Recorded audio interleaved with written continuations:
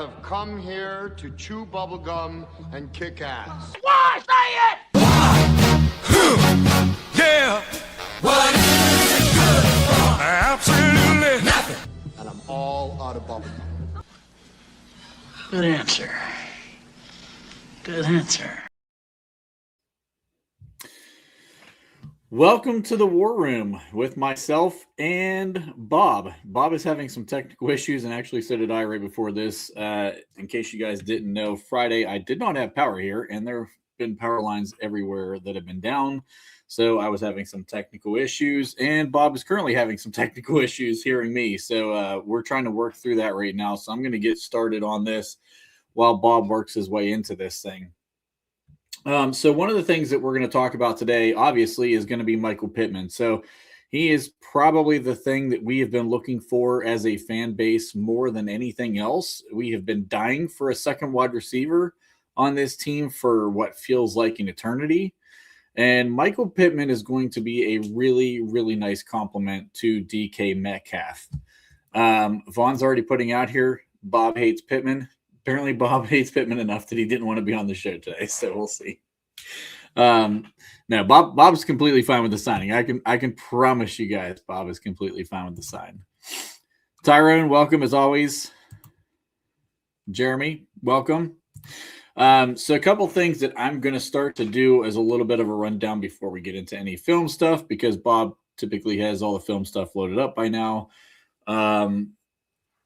Things that I think are going to be interesting with Pittman is he has kind of been Indy's number one guy for a long time. And he's been a guy who leads the team in targets. When they need a third down, he is absolutely exactly what Adam is talking about right here. He's a possession receiver that we needed. I'm not going solo tonight, Jeremy. If you missed it, Bob's having technical difficulties, so I'm just going to get this thing rolling while we're Bob's working through some of those. But Michael Pittman's definitely the possession receiver that we absolutely needed in this offense. We talk all the time about how on third down, like who's going to be that guy that you go to. And for a long time now, it's been him in Indianapolis.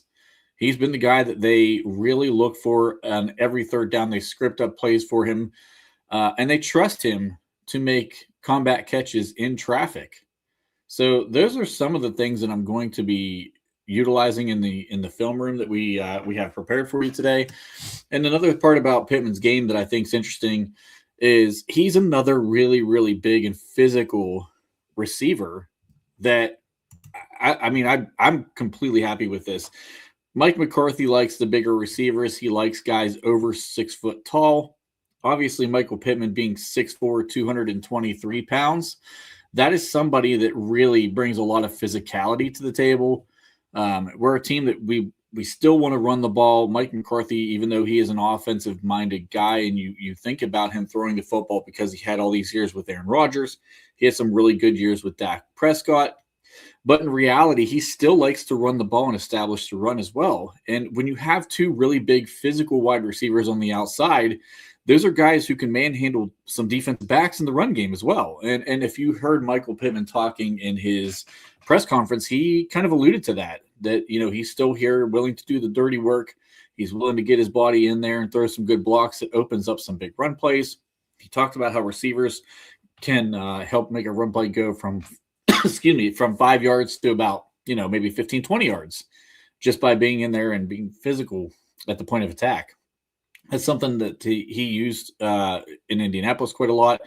He was a lot of fun to watch on film, to be honest with you. And I think I underrated exactly how physical Michael Pittman is, to be perfectly honest with you, because I didn't realize how physical he was until starting going through film and seeing, like, when he's laying blocks on people, how he can really just manhandle a DB. When the guy's getting press coverage, he has actually pretty even splits against, either press man coverage or zone coverage. I mean, he seems to find ways to get open on all of those scenarios. And so we have been missing that piece to our offense for a really, really long time. And so he's going to be a really nice addition. He's going to help out DK Metcalf a lot. Another thing that we brought up in the Friday show, Pittman's also the fourth leading receiver against cover. He's in splitting the cover 2 defenses. So when we saw how teams would game plan against DK Metcalf, you would see they would run a lot of cover 2 stuff to have a couple of guys over top. One of those guys would shade heavily towards DK to run a double team with him. And so Michael Pittman splits those very, very well. And being a big target in the middle of the field, I think I brought this up on Friday's show as well. It's not like having a Calvin Austin type guy running up the seam. When you have a 6'4", 223-pound guy running up the seam, the quarterback doesn't have to lay the ball in there perfectly. He can really put it in there. Can you hear me? I hear you fine, Bob. You hear me? I can't hear you. Okay. All right. One analog. Poor Bob. But yeah, having that big 6'4", 223-pound target in the middle of the field and a guy who's as savvy as Michael Pittman as well, I think makes a big difference when you're looking at an offense trying to help out its number 1 wide receiver to get away from some of those double teams. So I know Tyrone's already putting in here. He's a perfect number 2. I agree. I think this is going to be a great fit. A guy who's been a number 1 in targets in Indianapolis comes in here. And I wouldn't honestly be surprised if he ends up being in the battle for number 1 in targets here. I mean, it's just he's a conversion guy. He's going to move the sticks. Be interesting to see, and we'll get into this, the draft part of this episode later on. But it'll be interesting to see what we do at wide receiver. Do we still stick with wide receiver in the first round? I think you still got to take one within the first 3 rounds. You're probably taking one first or second. Either way. Yes, Mike McCarthy will be calling the play. He's called plays his entire career, Jeremy. So I don't think that's going to change. They brought the dude over. I know Corb says the name way better than I do, but they brought the guy over from the Vikings to not call plays, but he is going to be the OC with the offense. So he's 100%, as Vaughn says, he's 100% going to be the calling plays as the OC. Yeah, we got him for I don't know what the 6 part is, Tyrone, but yeah, I mean, either way, he is a zone killer. He's very crafty. He's very intelligent as a wide receiver. I think the other thing with Michael Pittman, I was going to point this out at the end, but we're going to throw it in the beginning while Bob's still trying to get himself set up here. We don't have ego in the wide receiver room now. When's the last time we've been able to say that here in Pittsburgh? When you had guys like Deontay who would quit on plays, you had guys like George Pickens that would quit on plays, you had Antonio Brown that had some ego issues.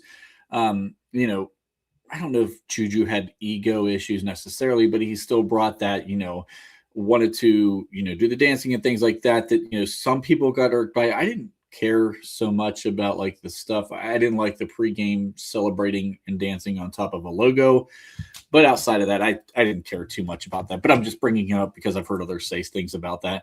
So I still think that this move makes so much more sense, even from the standpoint of having another guy in this wide receiver room that doesn't have an ego. I mean, you can say what you want about DK Metcalf. The punching of the fan, that was horrible. But, I mean, how many wide receiver ones around the NFL are going to run out and play punt gunner when you need somebody? Like, that's just unheard of. So I think that you got 2 guys now in the room that don't have egos. They're not going to be fighting for the ball. They're not going to be complaining. 2 guys that Aaron's going to work with very, very well. And hopefully, Bob, will be able to hear me now so that I can hear you. Can you hear me? Yeah, Bob, you're in. All right. In. I went wireless and 9 things broke at the same time. Oh my God. Well, I just been kind of filling some space talking about Michael Pittman and how he fits into this wide receiver room a little bit and being the number 2 here and everything like that. So I really like where we're going with this signing. I think he's a little underrated for what people think. So the people who've been supporting you in the chat, Bob, just so you know. Awesome. I appreciate it. Hello, everybody. And let me open up some video files here. Hopefully they won't get added straight to the stage. So you got to bear with me. We usually do all this in prep. Yes. So Vaughn is saying, welcome back to the middle of the field. Thank you. We've been begging for this for such a long time. Tomlin obviously was completely opposed to those things, but that's something that with Mike McCarthy here, I think you're going to start to see that open up a lot as well. The Texas Coast offense is going to be something that that you're going to start to see that open up quite a bit. And Michael Pittman does a lot of work in the middle of the field as well. So I think that's going to be a good benefit to him. We saw, DK Metcalf, some of his most explosive plays last year came in those like short slant routes or crossing routes where he would take the ball and just take off and outrun everybody. So, we want to see some more of those things and get these athletes out in space, let Pittman work how he does best. Bob, did you find it interesting that Pittman kind of talked about expanding his route tree now that he's here, and that McCarthy kind of brought that up specifically for him? Yeah, I find it very interesting. And when we get into the tape, I know you've got a lot of stuff. I ended up having to throw a couple plays of my own in here. But yeah, I don't think we can underestimate this signing. I know Dave has been kind of making fun of me when I say he's wide receiver 1. I really believe he's wide receiver 1. I also think there's skill set that's not tapped here with this kid. Yeah, he's 27, 28, but the guy catches everything you throw to him. His hands are ridiculous. That when I was watching what you pointed out, I kept looking for, and I let it play a little and let it play. I was like, okay, where's the drop? Where's the drop? But you just don't see it. And he really catches the ball away from his body. And that's, yeah. The more I watch the kid, the more I like him. I kind of liked him. I don't love slow receivers, but when you got DK, who's big and fast on the outside, and now we got big and slow possession, tough guy in the middle of the field, I kind of like it. I don't know what Pat Fryermuth's going to do in this offense, because I think Michael Pittman is going to eat in the middle of the field. Total side note here, but Darth is putting out that Roman Wilson looks good working with the route god. I know that I was banging on the Roman Wilson drum until we kind of started to find out that maybe he wasn't running all the right routes. That's why he was so open. But I still think there's a potential he has a role in this.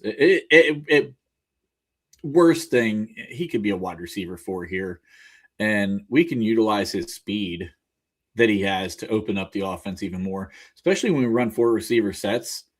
I know we're probably going to take – I still think there's 2 more receivers that get added to this roster, and that could push him down.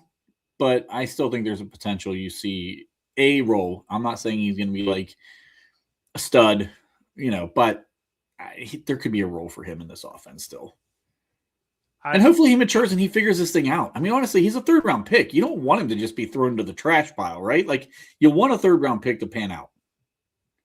You do, but I have a feeling McCarthy looks at it, and the more I wonder about it, the more I think Omar didn't have very much to do with picking Wilson in the 3rd. I think it was pedigree, national champion. Hey, he's the best receiver on their team. He's gonna be good. I just don't know. I don't give the Steelers. I keep hearing people still, like Greg Jennings was on this week saying, "Oh, but the Steelers know how to draft wide receivers." No, we fucking don't. It's a myth. We got Antonio Brown and Emmanuel Sanders, and we had Mike Wallace, and that nice little run there with those 3 guys.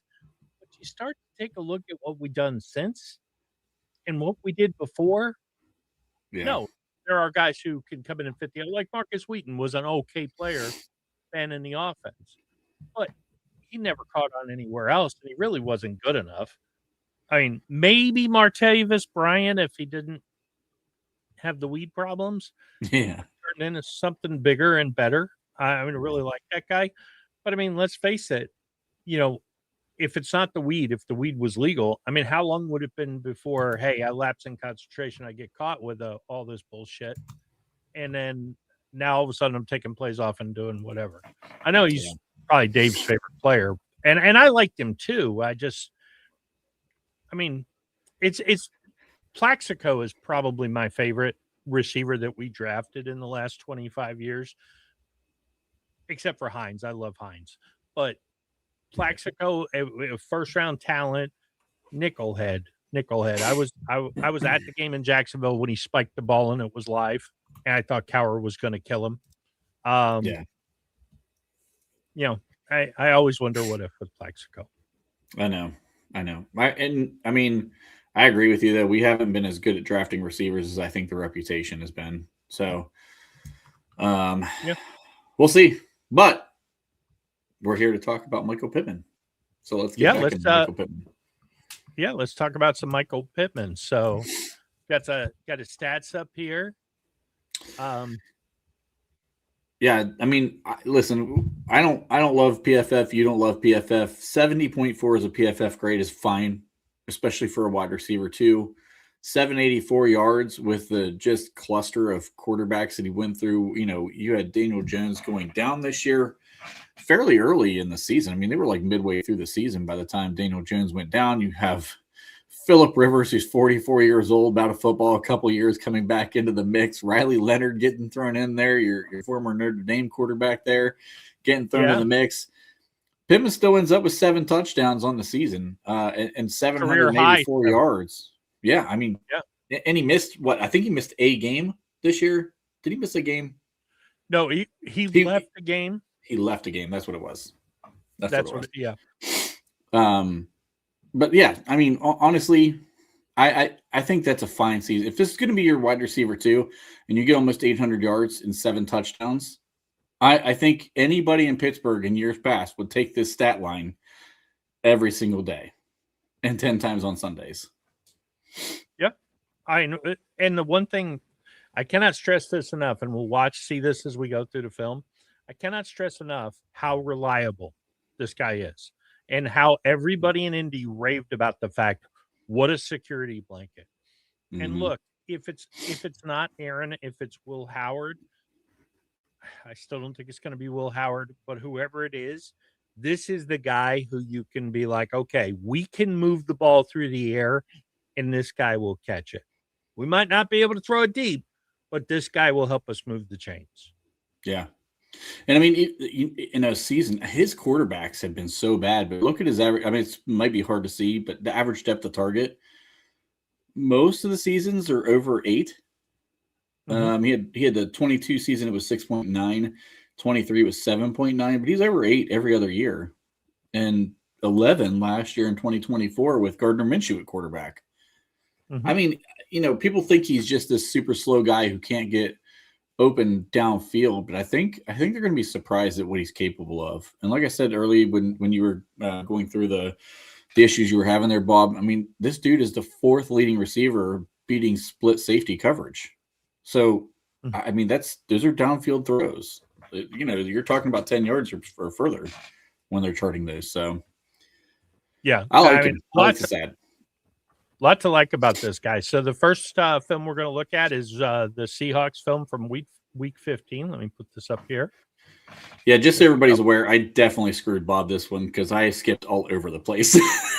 I did not make it easy on Bob this time. So, Bob, you're a warrior for getting through all of this mess. All right. Okay, so go ahead. No, go ahead. All right. So, on the first one, you're going to see the Colts come out with a wide receiver screen. Pittman's actually at the top of the screen here. You see him hesitate and come back. He follows his blocks, and this is what happens with a 6'4", 223-pound guy. He just fights his way upfield, and this is something different. If you remember those same type of plays we had run with Calvin Austin, the first hint of contact, Calvin Austin was going down in those scenarios. He was not going to go ahead and get that extra yardage, and you'll see again on this other angle, you'll see a better look at what he sees out in front of him. So you can see them set up the screen, everybody coming outside. He just stays patient, and then just as soon as he gets his blockers, he just lowers the shoulder and goes straight downhill. That's the nice thing about having a big physical wide receiver. So I like that. That turns a 2-yard Calvin Austin gain or maybe a no gain into, you know, and if that's the passes we're going to throw, let's face it, that wasn't the best pass out there to the flat. That was a wobbly throw. Yeah. And he still get a first down. Yep, absolutely. So on the second one here, he's going to be the inside man in the trip set up at the top of the screen. He's patient with his route running, which allows the other 2 guys to clear out. And you see him get to this sprint outside real quick. Now, this was a 3rd down play. So when you talk about, as I talked earlier in this is a guy who converts 3rd downs. Now, this is a 3rd and short, but this is what you can do with a guy like him is you line him up inside and just he lets his patience. This is the veteran in him. This is why you bring a guy like this into the table, because he picks up these third downs with his size and physicality. He lets the first two guys clear out and gets that sprint out really quickly. And even the throw being behind him, he's still physical at the point of catch. And that's Devin Witherspoon. That was their best corner on that scenario. So I think that's something that I really, really liked to see from him out of that. Again, here's another look of him just having the awareness. As soon as he saw the other two guys clearing out and the corner was going to have a little bit of difficulty getting out to there in the flat, he just shoots that straight out there, make sure he's at the sticks, and then he's physical at the point of the catch. I mean, that's what you're getting from him. That's what you love about him. And if you notice, and we pointed this out if you watched our War Room with when we talked about Roman Wilson during the season, where he really rounded off a route and overran it and got it to the sideline to the point where they threw it to him, but it was almost no chance because it was a lazy, rounded route. You look at Pittman, he snaps it off so quick to the outside. Hey, I may not be able to beat you down the field, but I mean, he's quick, he snaps, he's very decisive, he's a good route runner. And I mean, this is the Seattle vaunted defense in week 15. And when Pittsburgh caught them early, when they were still feeling their way, this is their height of their powers. Yep. And that's Phillip Rivers throwing him the ball. Yep. Absolutely. And he was late on that delivery, to be fair, too. I mean, that was a guy, he looked like a guy who had been out of the league for a couple of years. I mean, that ball should have been out of his hands quicker and more toward the sideline, giving him a better chance to catch that. But this is where he's got strong hands. So, you know, again, that's Devin Witherspoon. That's their best cover corner. That's the guy that they really, really, you know, you don't want in that scenario covering him. But, I mean, great catch at the point of attack. And everybody's talking about how tough he is, taking the hit from KZ and then Somber bringing up the hit on from Ramsey last year as well. So, yeah. I think this is the play in real time on the other angle here. Yep. Play. And you can see that ball does not come out of the hand very well either. I mean, it was wobbly. It was no good. Mm-hmm. All right. So, is this the Titans game? No, this is still the Seahawks game. Seahawks. Yep. All right. You wanted to see him block. He's a block. So we all ask in Pittsburgh, can he block? Michael Pittman absolutely can block. So they're going to bring him down inside here. Watch him come back and he cracks the DB. And just look at him walk Witherspoon completely out of the picture. That's a wide receiver making that block. He puts his shoulder into him, walks him completely out of the picture. You got to love Pittman getting inside there, opening. And now the play got blown up a little bit. But had the play not got blown up, man, Pittman moving that DB out of the hole right there. If you could have gotten, I can't remember who ended up with the ball. If it was Jonathan Taylor or I can't think of the backup back, his name, but yeah, it was Jonathan Taylor.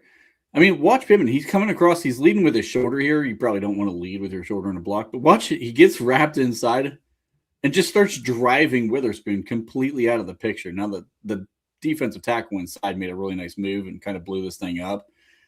But if he could have followed Pittman through that hole, I mean, there was a lane there. Has Colt Corb started drinking yet? No, but I have just before we started this, just so you're aware. Yes, but he will be joining us later. He will be joining later, and he may have a special cigar on the patio happening. So I do like, again, it's a physical receiver. I do like him as a physical blocking receiver and physical at the point of attack too. So let's take a look at some Titans film. On to the Titans. Oh, hold on. No, really. Let's look at Titans film. Just kidding. This is an end of the half situation. I like how he works the zone here. Now you see him breaking. He's at the top of the screen. He kind of sits down in it a little bit and then fights for contact to get into the end zone after that. Like, I just like the way that he gets, as soon as he gets the ball, he looks to get upfield and fights through traffic. And you'll see it again in this one. You'll see the coverage drop back into that zone. Again, he's going to be coming from the left side of your screen on this one. You see the linebacker dropping into that zone. He just clears out, and right before the other linebacker can get in there or the safety can get in there. And then again, this is that 6'4", 223-pound frame. He just fights his way into the end zone. That's something we've not had. We've not had a guy who understands the zone coverage, how to sit in that zone coverage, and how to make something happen out of that. That's something that we really, really have definitely missed. And if you noticed, he runs a little post route on that. It's not just a dink and duck kind of receiver that everybody thinks he is. He's not just a simple dink and duck kind of guy, in my opinion. Yeah, I think this is That's I think another loop of it again. Yeah. So again, you can see him right at the top of the screen. You got the receiver underneath. I think that was Tyler Warren that kind of occupies the first linebacker. And then you see Pittman go. And I like how he shows his numbers. See how right here, he's starting to show his numbers to the quarterback, and he knows he's about to sit down in that zone. You can see that. I think that was Daniel Jones still at that time. Yeah. He just has blind trust that he knows Pittman's going to be in the right spot. Pittman's going to sit down right where he needed to be. He throws the ball exactly where Pittman should sit down. And then this is all effort from here. And he catches this at the 6. I mean, this is what you get with a physical wide receiver. He's got it at the 6. You got a linebacker wrapping around him and then a safety coming over top trying to wrap around him.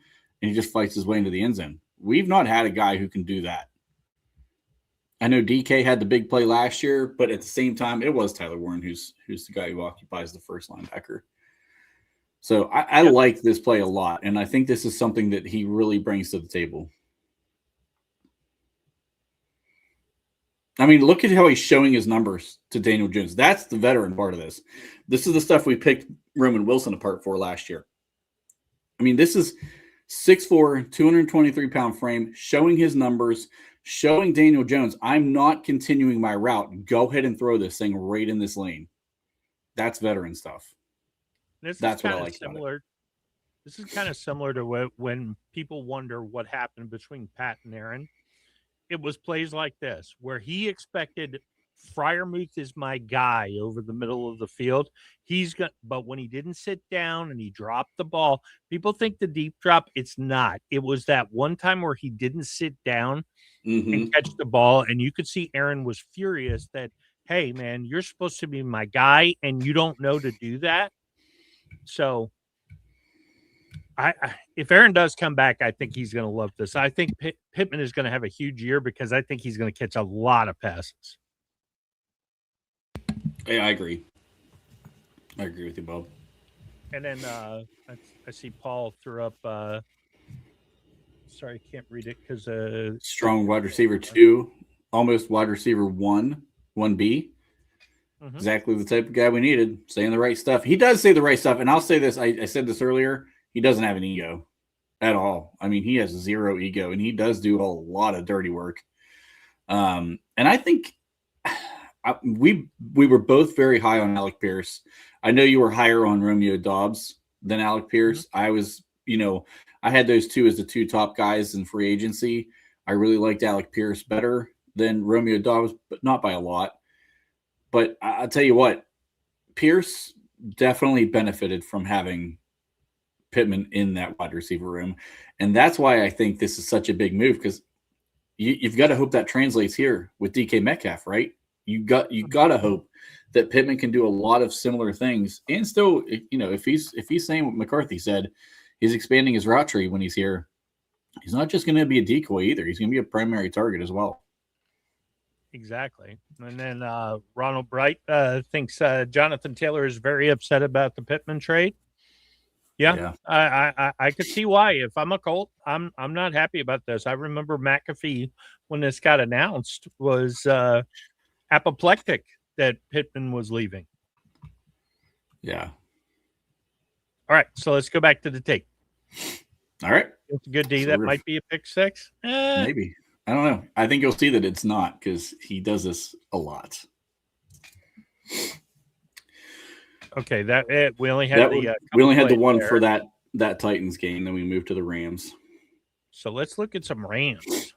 The Rams. I tried to take. I know they played the Titans a couple times, but I tried to take some decent defenses that they played against here. So on this one, he's coming in motion to the slot at the bottom of the screen. The Colts run a little rub route with Warren to help Pittman get open and pick up the first down. This was something that ends up being a trend in his role. third down. It's another third down play. And the Colts are going to utilize him and draw plays up for him time and time again. Right here, you can see the rub route. This is what we sucked at with Pittsburgh last year. I hope we get better at that now with McCarthy in the building. But again, he's able to beat the defender with the help of that rub route coming across the field. This is something that Tyler Warren is more athletic than Pat Freiermuth, but at the same time, you could absolutely see this play working, and we do stand Pat Freiermuth up. And I think this is something that you could see from a McCarthy system, trying to rely on a guy, again, a big receiver who, even if he does catch this thing short of the first down, you trust his size and play strength to get it across.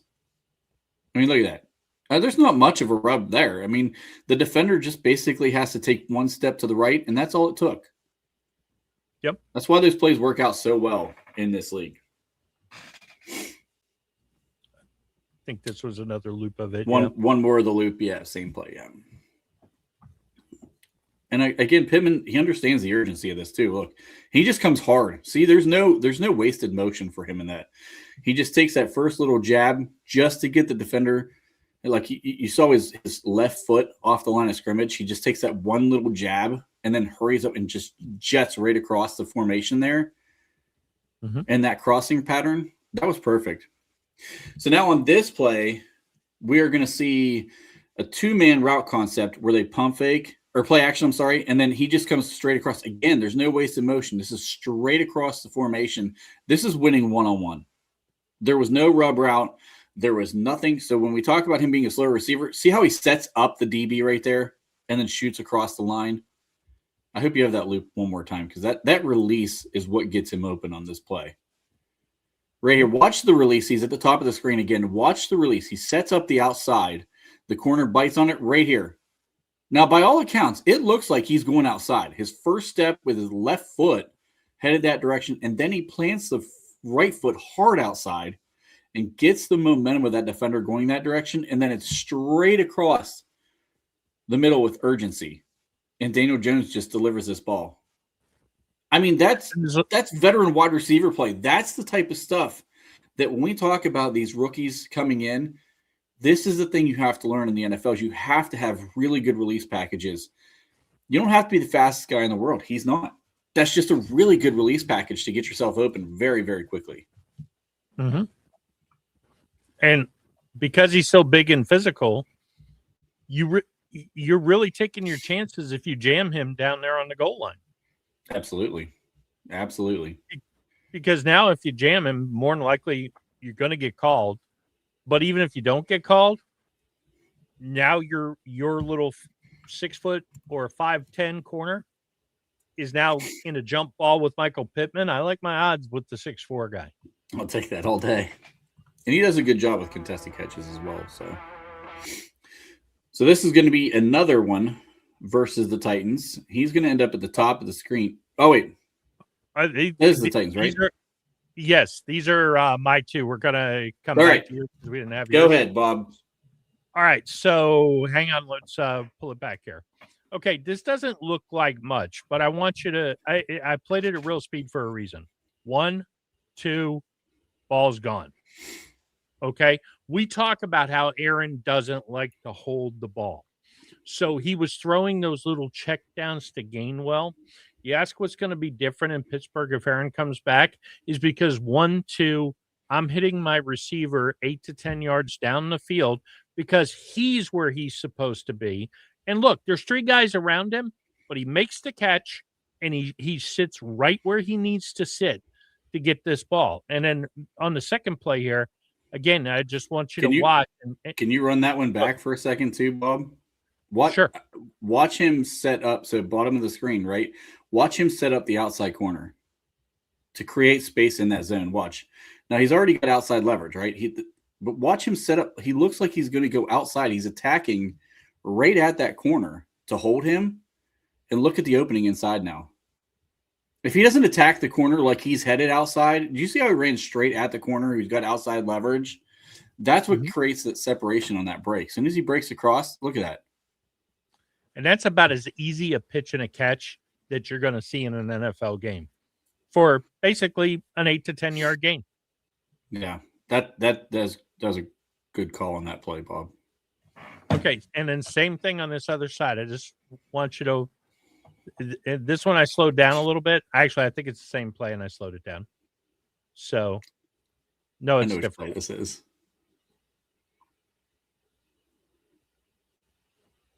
And it's the same thing. 1, 2, go. Throw the ball.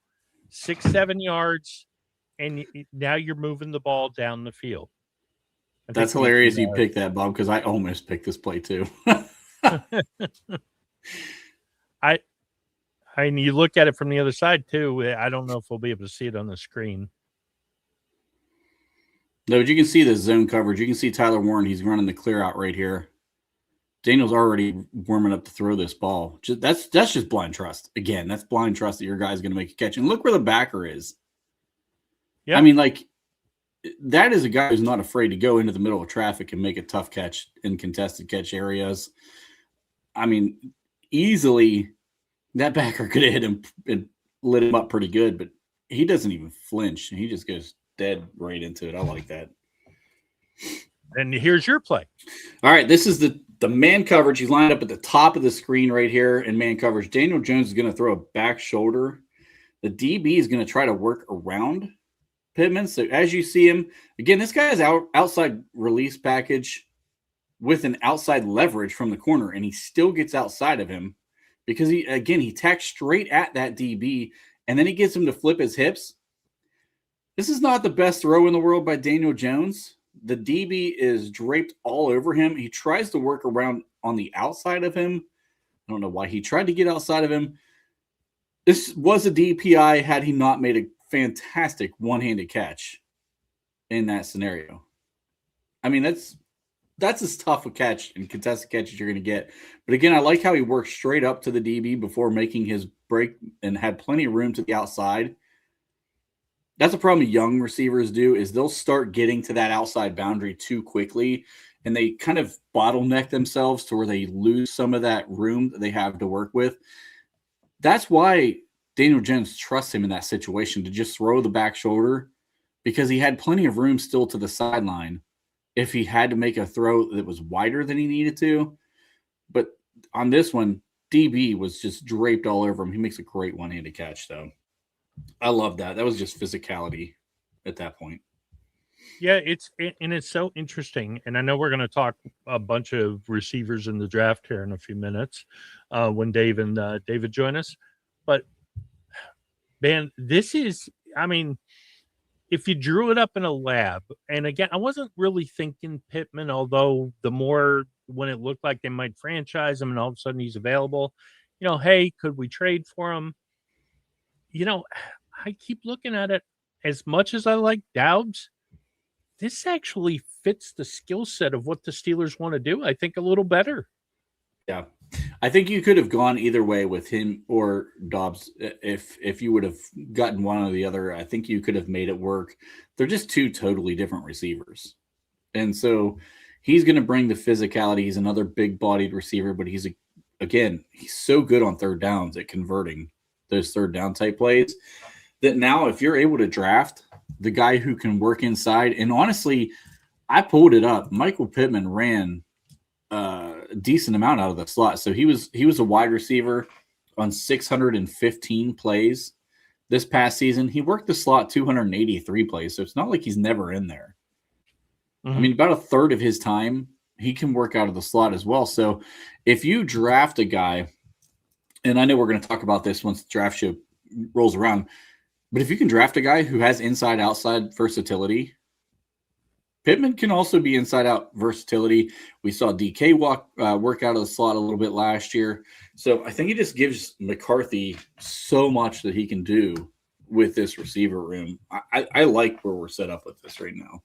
And Dobbs, he could have worked a little inside-out. He's more of a route running specialist where he gets open through his route running, whereas Pittman has a little bit more of a bully in him and he can get open by bullying. But you see his release packages are good as well. So he can get open by route running just as well.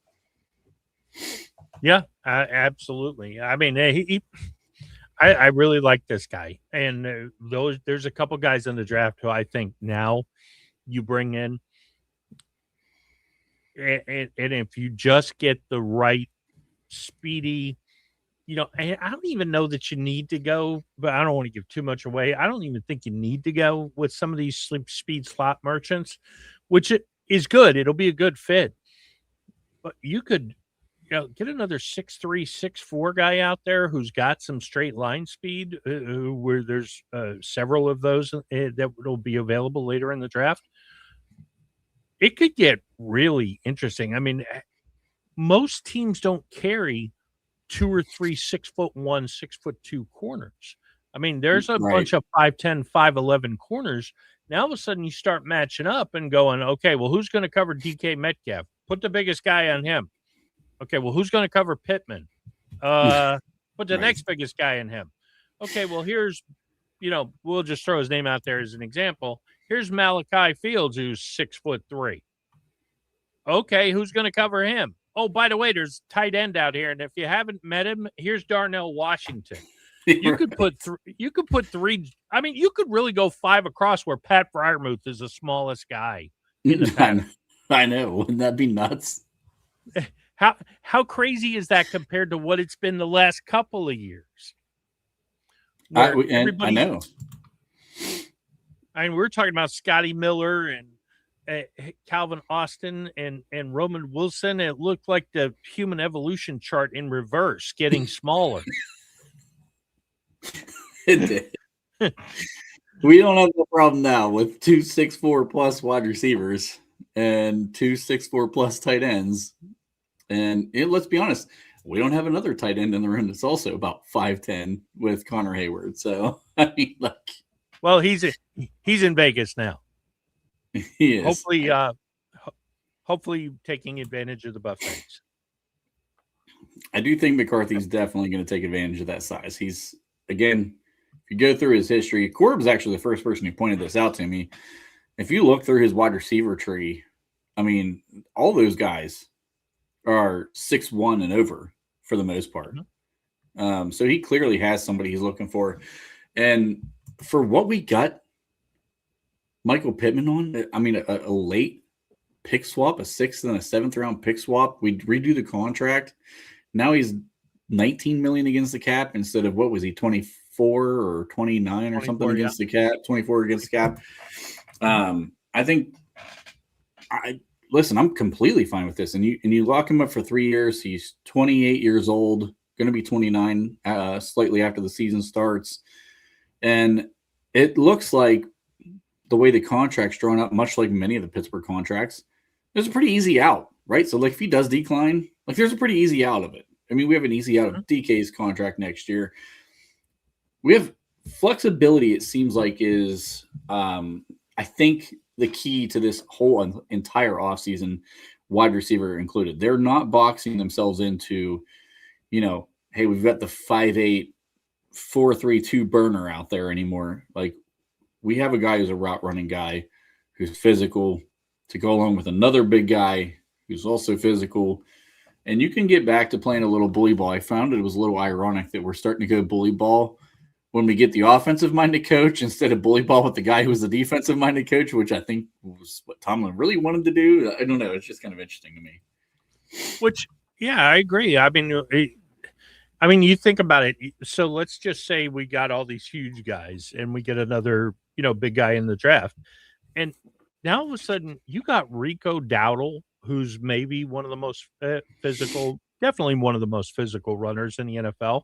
And oh, by the way, if you are not familiar with the violent runs of Jaylen Warren, I mean, that's your relief. That's your speed guy coming in. I mean, I see this as defenses. If the offensive line continues to progress, this is the kind of team, and it's kind of a little bit of a traditional Pittsburgh offense where it's not going to look great in the first half, but to the second half, there's going to be a lot of guys who are going to make business decisions, and you're going to be a much better team.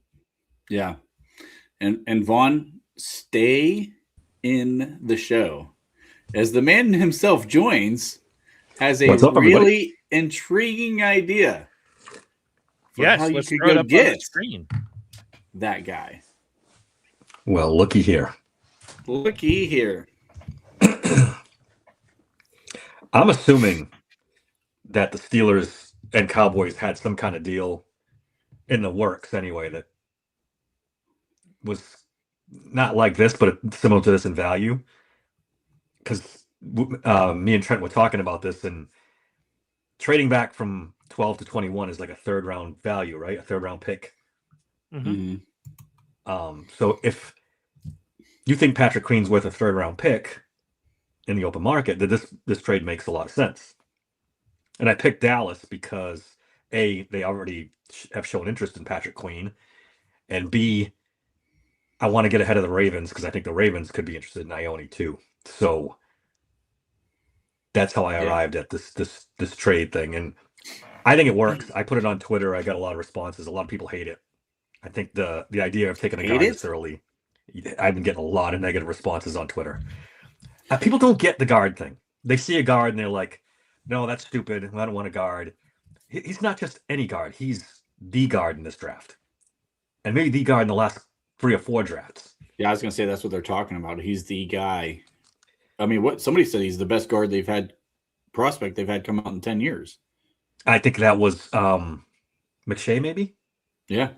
I still think Booker last year was Booker also was very good. really, really good. Uh-huh. So I don't know that there's this huge step, but I will say this. Just because you and Booker are close doesn't mean anybody else is. I can definitely get behind those two are the best in the last 5-10 years. Think about it. You have Fortanu, McCormick, Frazier, Ione, and then, God forbid, something works out at left tackle between, the two guys they have now. Now you're cooking. Now you've got an offensive line for 7 years. And not just any offensive line, a bunch of first and second round pick, except for McCormick. But, high-end line that could carry you for a long time. I'm going to be very disappointed if we come out of this draft and it's not Ione or maybe Omar Cooper. Those are the two guys I've really zeroed in on for what I want. Well, I mean, I don't hate the idea of this. And I think the Cowboys might be more willing to do it because I think they were really in on Caleb Downs and were hoping he would fall to 12. I think there's a chance Downs now falls into the high teens. And maybe if they do this, they got 20 and 21. So they could still come away with him, or worse. I mean, from a Steelers perspective, is they come away with Warren and Jacob Rodriguez because that fixes their defense in the middle. I was just looking this up because I was curious, because I thought I knew where this was. Where was Tyler Booker drafted last year? What I don't remember. Take a guess. It's on. I'll give you a hint. It's on your screen. 21st? 12th. Oh, 12th. Everybody talking about taking a guard too early. That worked out pretty damn well last year at 12. Yeah. They would take that draft pick every day. Yeah, I don't think that this would be a crazy scenario. When you brought that up, well, we talked about this obviously. My initial reaction was, is Patrick Queen really a second round worthy draft draft pick? Because is he equivalent of that? Because I thought this would take you at least a second round pick to move up that far, but then you started pulling the chart and it actually looks more like it's a late second, early third round pick. Yeah. And then I'm starting to think, I'm like, okay, I think you could easily say Patrick Queen is worthy of a third round trade, right? Like value wise. Yeah. And don't forget, the Cowboys want to win now. Yeah. They don't, their owner is like, what, in his late 80s? He wants to win a Super Bowl now. He doesn't want to wait for draft picks to develop anymore. So this could be enticing to them. Obviously, it is because they've made offers. We've all heard the reporting that the trade was close and then it hit a snag and now it's dead. So there's interest there from the Cowboys.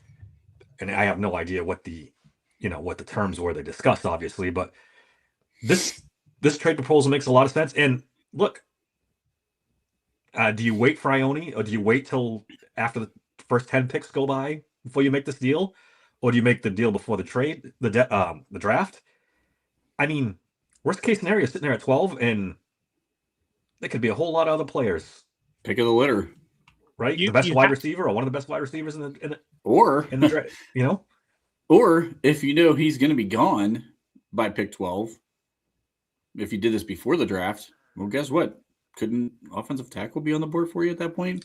Or you have your pick definitely of pivot. any of the wide receivers at that point. Yep. You might even be in the Caleb Downs sweepstakes if you want to I go was gonna say, safety. Caleb Downs too. You give yourself a lot of flexibility in this draft. I think this would be, maybe a sneaky, really good trade if they were able to pull this off. Vaughn, I wouldn't do anything more than like a day 3 pick thrown in. I think this is a pretty fair deal.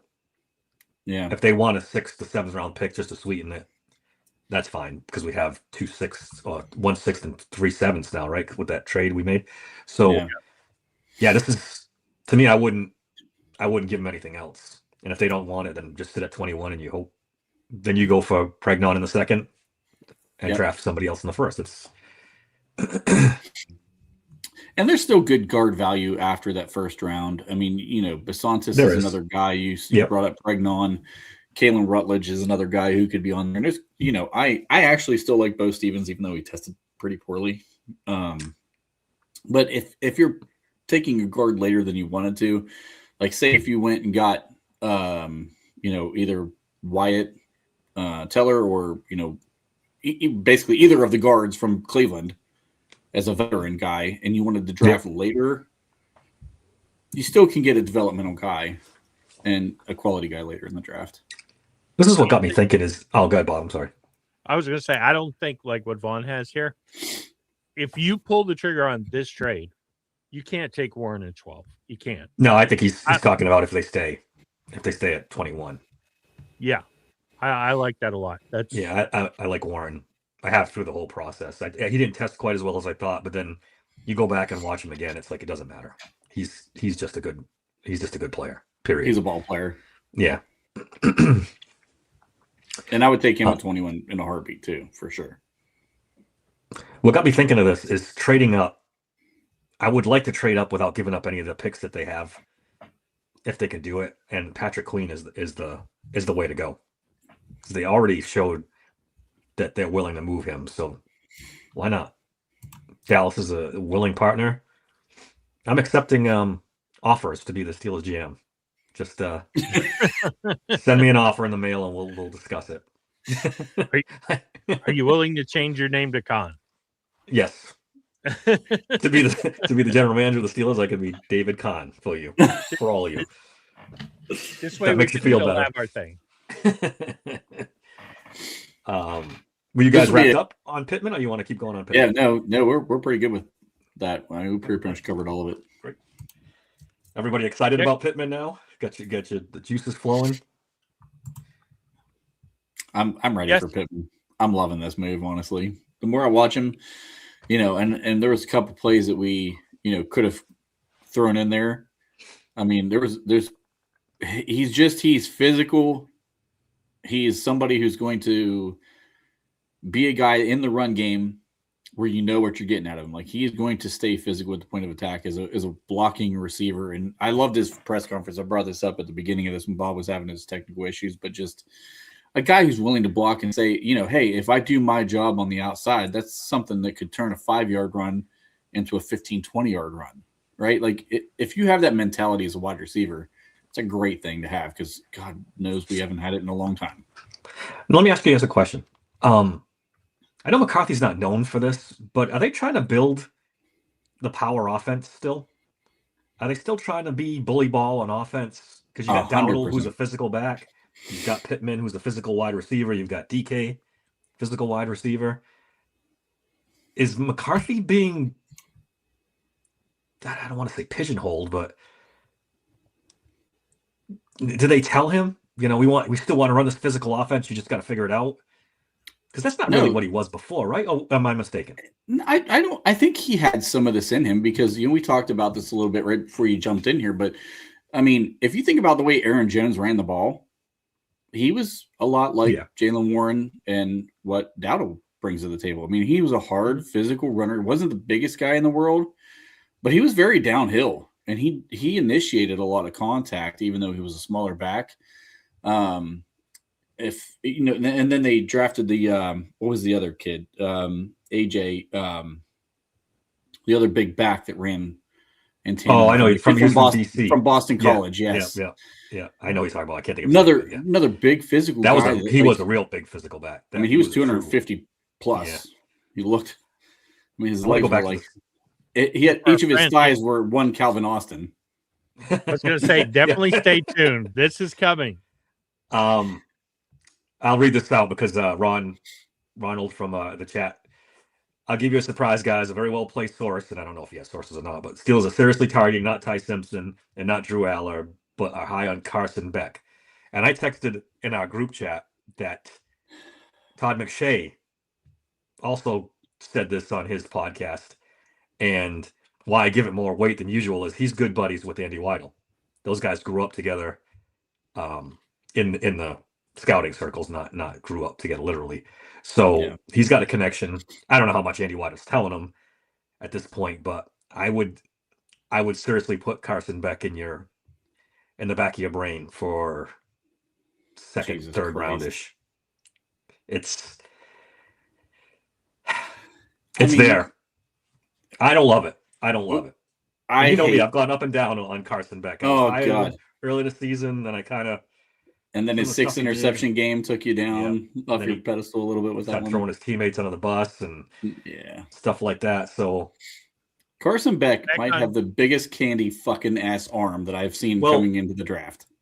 didn't he have arm surgery? I'm trying to remember this. He Someone did. was saying he had arm surgery and He he's did. still not fully recovered. And they said his arm could get better as we Also- go along.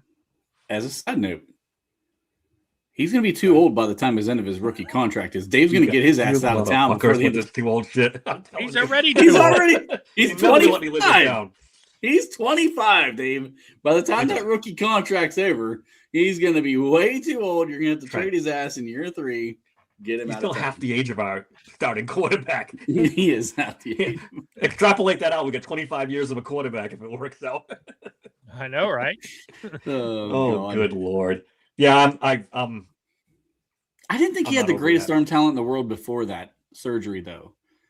I mean, it was better than what Yeah. it was. And if you want to talk about, like, I don't know, maybe we're just spoiled as fans, but you knew in the clutch Ben was coming through.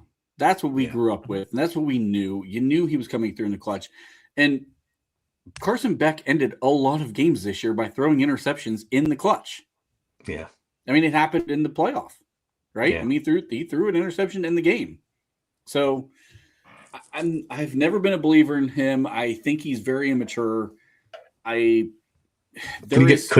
Could he mature over time? I don't know, and nobody else we fucking draft Yeah. ever mature. So I don't know. He's legit 6'3", right? And He's a big boy. semi, he's not super athletic, but he's not a statue He's back not a there either. statue, right? Yeah.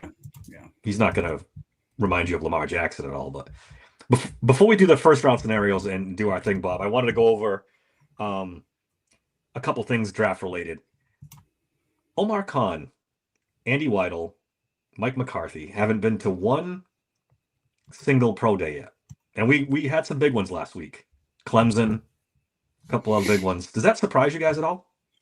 Because that's a Steelers No. tradition. They go to pro No. days. That's a Mike Tomlin tradition. I think actually it was a Colbert one, but both of them together, yeah. Yeah, Tomlin definitely loved it. So you think this is a changing of the guard? They're not going to do them anymore? They're not going to do that anymore? I mean, DMC texted me and he said maybe they just don't want to tip their hand anymore. Or he said that on X when I posted. Yeah. I don't think it's necessarily tipping your hand when you go to all the teams are at all these pro days, or are sending someone to the pro days anyway. Well, I don't know. like I just find it odd. I like that there's faith in the football knowledge of Daniel Rooney because he was there. He was I at like two of that- them. He was at yeah. Clemson and he was at Georgia Tech. And I like the fact that Kevin Colbert's kid is there because he seems to be a very good scout. So Yeah. I think they're getting back to more traditional. I'm not going to go fall in love with the kid. I'm going to let my scouts go fall in love and pitch me and take it more in a cold, calculated business environment. A lot of teams don't do business like the Steelers. The GM isn't necessarily at every one. Do I think Omar's going to skip all the pro days? No, I don't. I hope not. Weidel and Khan were both at a bunch of pro days last year. They were. And Yeah, this year they haven't been. So it's only a week old, but there was some big ones. It was Clemson, Georgia Tech, UCLA, and Arkansas. The Steelers didn't. They sent an area scout to Arkansas, and you got the quarterback, the running back there. That tells you a lot about what they're looking at, right? They're not looking for either of those guys and in the positions where they're getting drafted.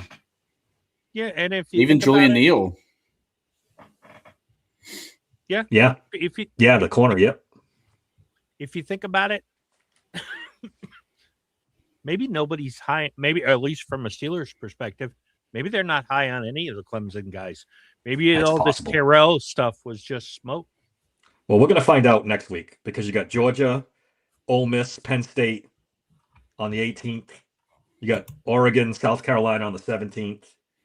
What else do we got? BYU, Michigan, and Missouri on the 20th, and Baylor on the 20th. That's some big schools. If they don't go to those, they're not traveling. Yep. They're not going.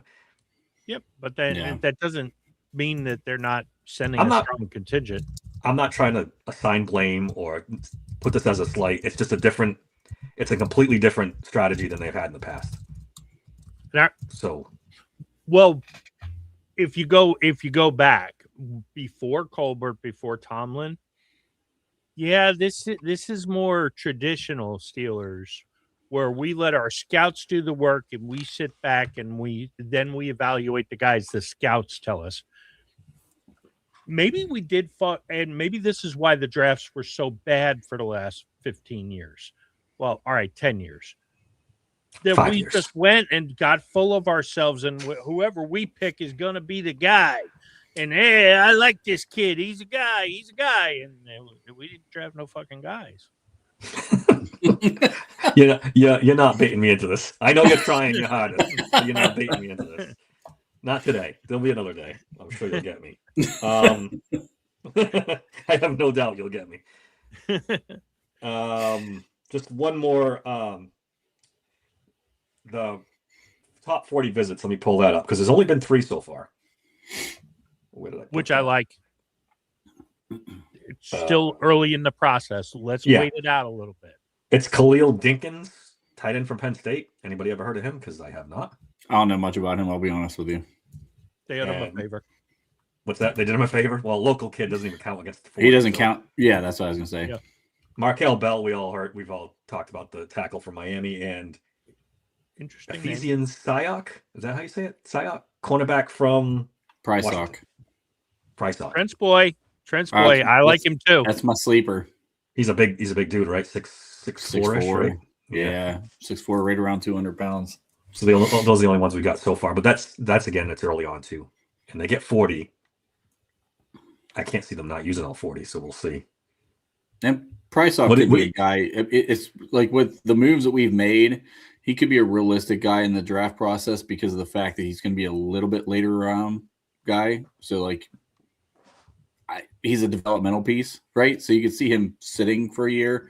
Potential special teams guy. Ran pretty well. Yeah, he did. Markel Bell's interesting too, right? They're looking at tackles. 6'9", big dude. Monster. Big dude. If you could let him sit for a year and just kind of develop, be probably the the swing plan if you tackle, draft him. Yeah. Could really have something there if you find, okay, we let Broderick walk, so long Dylan Cook.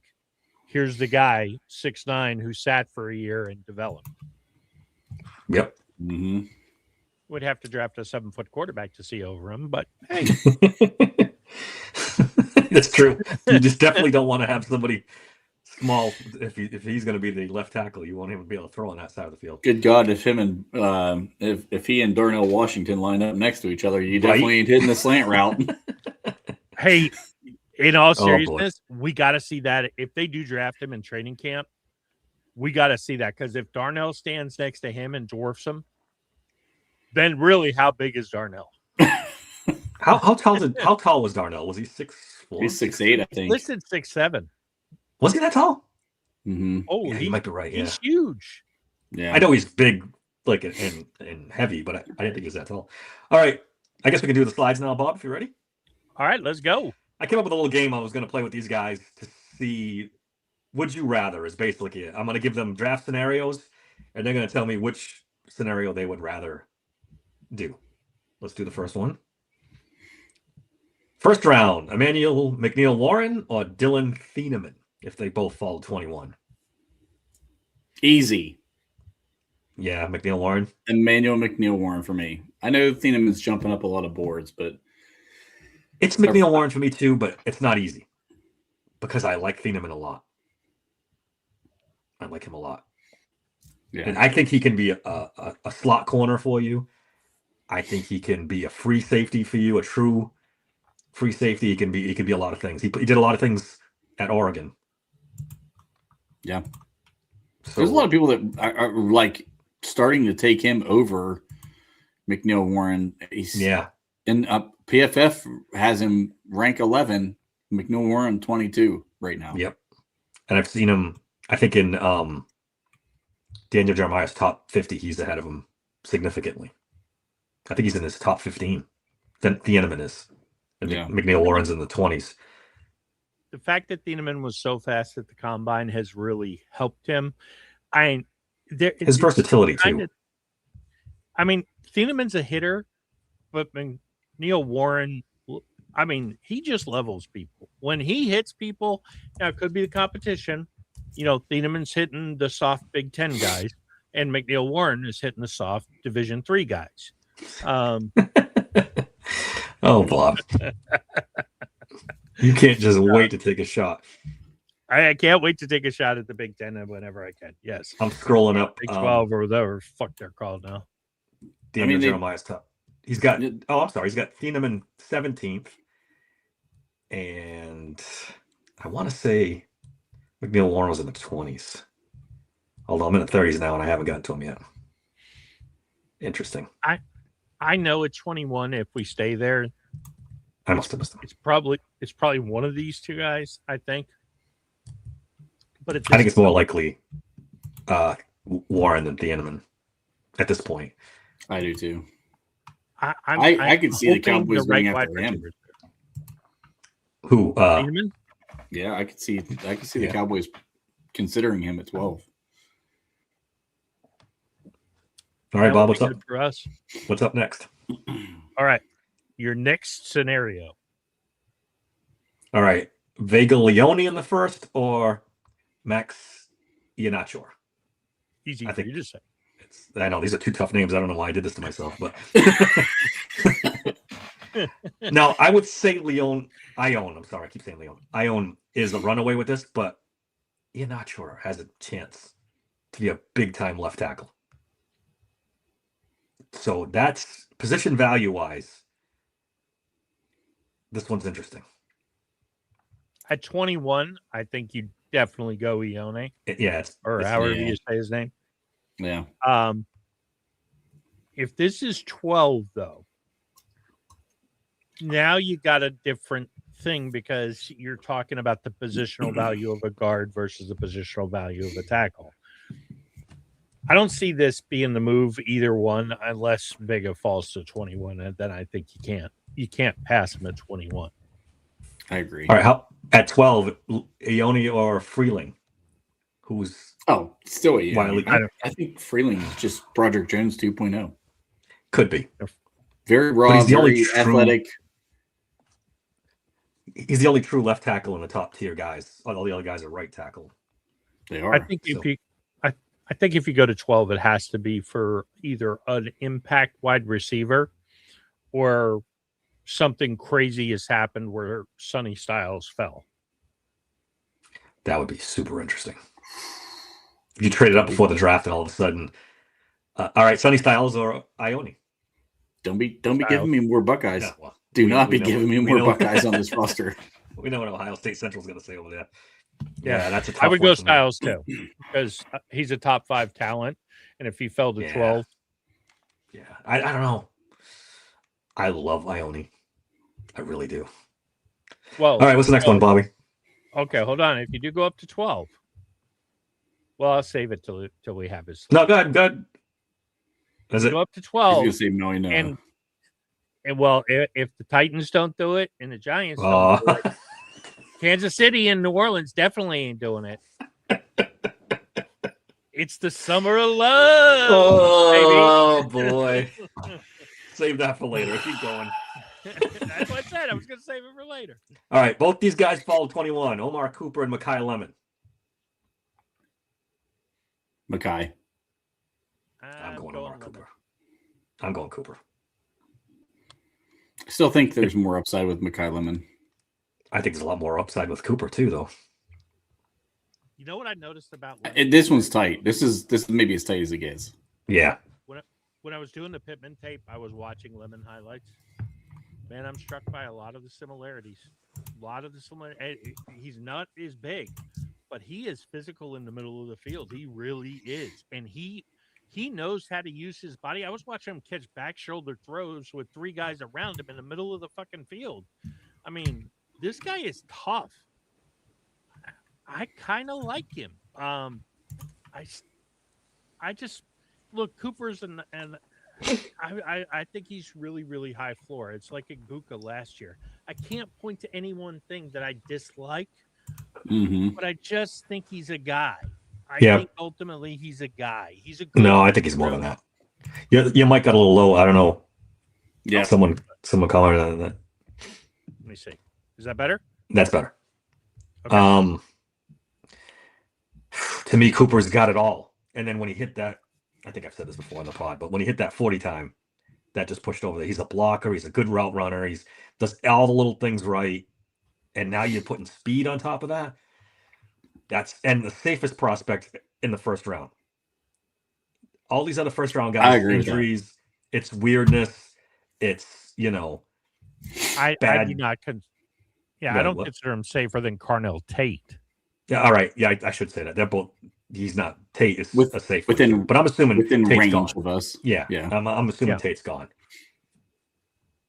So So Denzel Boston happened. just punted his combine workout, so he dropped down. I mean, yeah. I think Makai Lemon's contested catch pushes him over the top for me in this, and he's been more productive in college. Can he do that stuff in the NFL? Has. At his size? I think he will. The contested catch stuff? I know every smaller receiver that's physical gets compared to Amon-Ra, but this one actually is the one who legitimately is carbon copy. Uh-oh. Ronald, don't even do it. Ronald, buddy. You were doing so good, buddy. You were doing really good. Man. I saw that one pop up. I'm like, holy shit. What do we got next? Let's change the subject before Trent loses his mind. I'm doing good so far. You should be proud. I did not come up with these trade scenarios, just to be clear. Wait a minute. You didn't? Did I do this one? I don't even remember this one. Yes. All right. Trade a 2026 and 27 first round for Jeremiah Love. You were the one who put 27. I was like, well, you couldn't just trade the 27 for I must have been Jeremiah drinking Love. when I did this one. What in the hell? You gave Bob all of the ammunition that he possibly needed, Dave.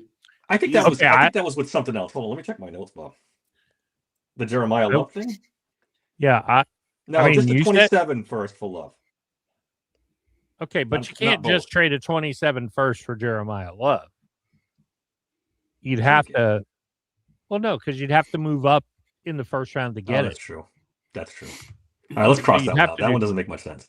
Let's do the other one. Draft scenarios.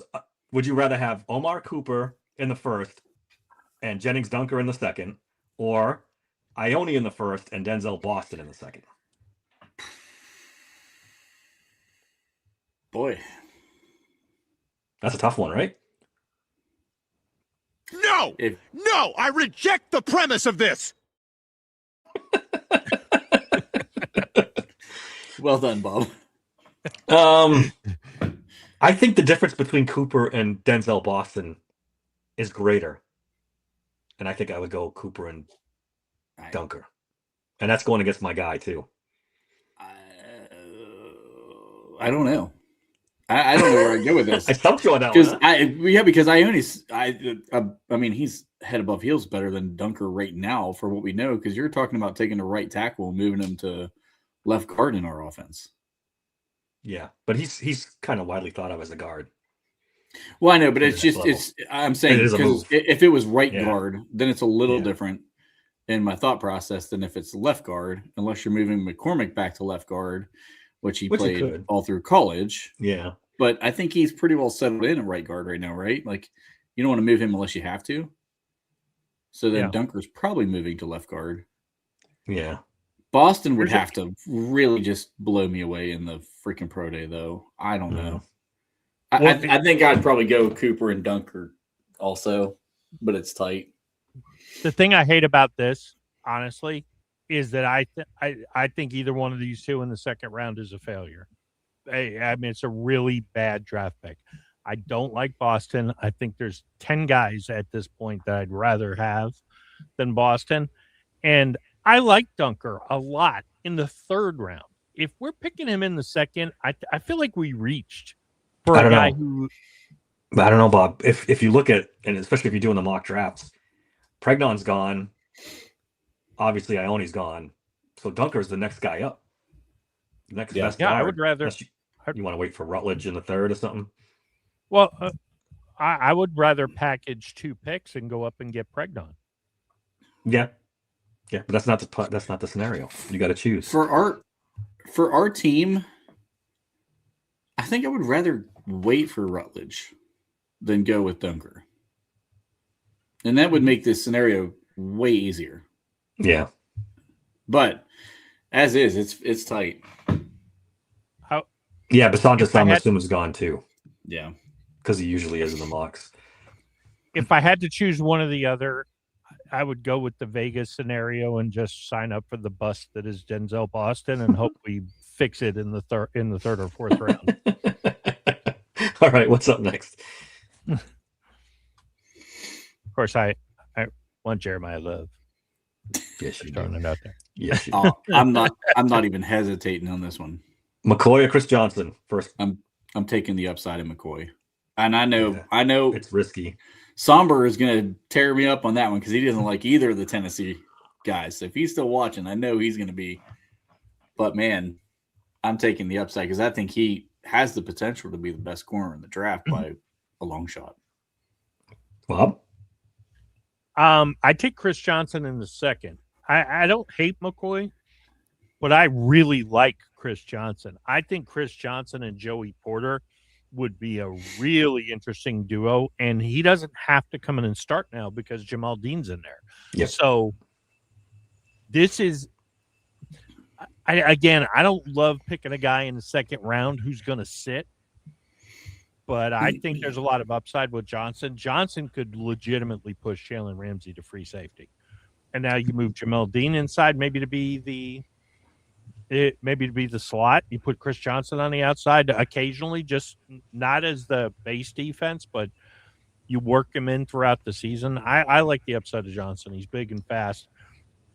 You know, hey, if it was McCoy 2 years ago, this is kind of a no-brainer. I agree with Trent on that, but it's not McCoy 2 years ago. We don't know. The thing about I this scenario. think- Oh, God. I'm sorry. Go ahead. I was going to say the thing about the scenario is you're getting Chris Johnson and you're getting a first round pick. Yeah. No, we're having a nice civil conversation right now. With So McCoy, can we all agree that we're probably out on corner though until later in the I- draft after the moves we've made? not out in the first 2 rounds for sure.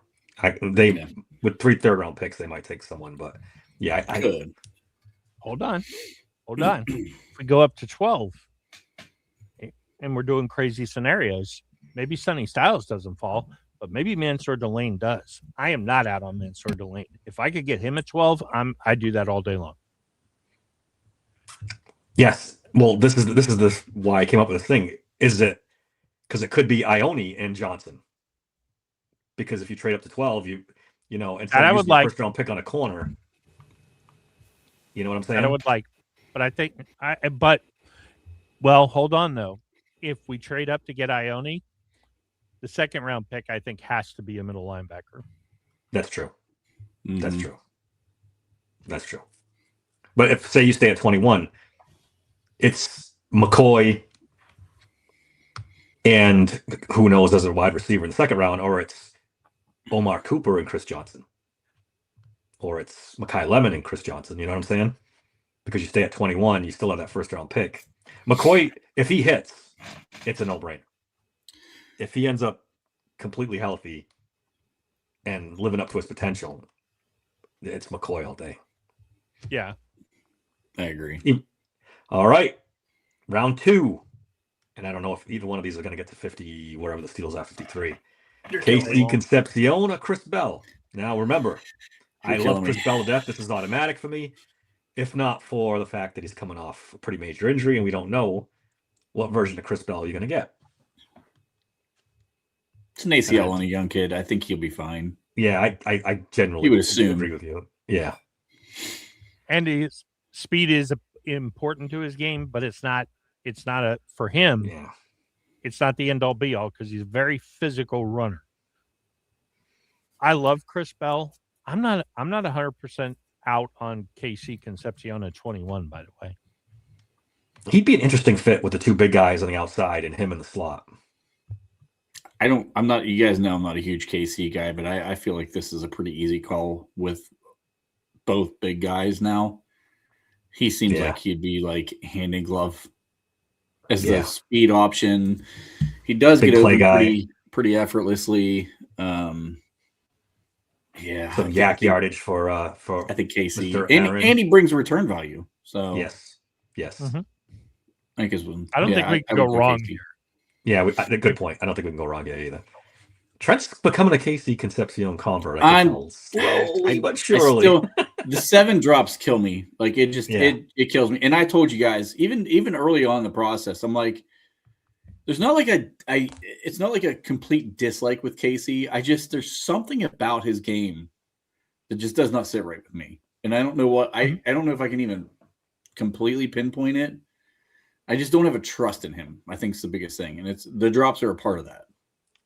What Tony Pauline brought up when I interviewed him too is like he thinks some of the wide receivers for Texas A&M got disinterested because there was bad balls from the quarterback and not a lot of, You can say accurate that about balls from the quarterback. But in college too. you could. You could say the same thing about Denzel Boston. I mean, that kid was terrible all season. He was terrible. All right. What do we got next? I made this one especially tough for Trent. I had you in mind with this one, buddy. Pass. Next slide, Bob. Next slide. Chris Brazzell in the second, or Malachi Fields in the third. I could have done second because there's still people saying Malachi Fields. Holy shit, Chris Brazzell in the second. I'm taking everybody over Chris Brazzell in the second. Malachi Fields in the third. I'll take all day. He can run a 5.4 40, and I'm still taking him over Chris. Well, that's what you're getting, basically. 5.4 40. Jesus. Feels. I'm taking Chris Brazzell all day. Here's how Trent feels. No, I reject the premise of this. Yeah, I definitely got trapped on this one. I mean, you have to be realistic. Chris Brazzell's going in the second. Whether you like him or not, he's going in the second round. I don't think so. He's graded at a third round grade right now. I don't think so. He is on the big board. Hold on. He is currently which one? PFF? 64th on PFF's big board. That's late second, right? Borderline. Just pushing third. Yeah, it's either the last pick of the second or the probably first few picks of the third. I think Daniel Jeremiah has him way up there. Daniel Jeremiah is high as shit because there ain't no way that kid should be anywhere within the first 2 rounds. I see this as a guy Buffalo would reach for. Yeah, absolutely. They can fix their really, really slow receiver and Keon Coleman with a really, really fast receiver, and neither of the fuckers can get open. Let's do it. Josh Allen deserves that kind of wide Well, they have receiver. DJ Moore. The Chris Brazzell hate is off the charts. Dude, he is a punt gunner in the NFL at wide receiver 4 crazy. for his entire career. I'm crazy. just telling you, name me a single Tennessee wide receiver in the last 10 years who's panned out. Any of them. You can't helmet scout. Everything's different. He's the same. He's a carbon copy of everybody they recruit. Same thing. Tall, lanky, skinny. They don't run routes well. He doesn't drop his hips in and out of routes. Like, he doesn't set up routes well. Like, all the stuff we just talked about with Michael Pittman. I know you weren't on here, Dave. He does none of it. None of it. That's why I don't believe it. The one thing you have to say for Brazzell, though, he's the most polished Tennessee receiver in the last 10 years. Doesn't mean he's like a great route runner. He's not. But I he's a disagree. better I thought route Jalen runner Hyatt was than better. they put out. I thought Jalen Hyatt was better. No. He didn't pan out. I did. I'm No. telling you. I thought Jalen Hyatt was a more polished player than Chris Bransel. Oof, I just I don't don't see it know with about him. I mean, he went from think about this 2023, he has 711 yards. Then Nico was there in Tennessee in 2024. The kid has 333 yards. Then he jumps up to 1,000 yards in 2025, averaging 16.2 and 23 yards per catch, 11.5, then 16.5. What the hell happened? Yep. And his don't know. contested catch rate at 6'5 is 41.2%. That's not great. Yeah, but Versus a 5'1" can't get on a roller coaster at Disneyland, Jalen Hyatt. I mean, but Jalen Hyatt wasn't he? Did he go in the first or second round? Where'd he go? I think he went the second, right? Yeah, I'm pretty can't sure he remember. went in the I second. honestly can't remember. He's had a great NFL career. Yeah, that's what I'm saying. I think this dude's going to fall right in line with the others. I mean, is he better than Dante Thornton? Probably, but Thornton yeah. was also a 5th round pick. I just don't think he's Look, much different than Dante Thornton. If you were telling me Brazel at 53 versus Fields at 121, even though he ran slow, I'm taking my guy Malachi at 121 over Brazel at 53. Now, if you're telling me Brazel at 99 versus Fields at 121, now I'm maybe leaning more towards Brazel.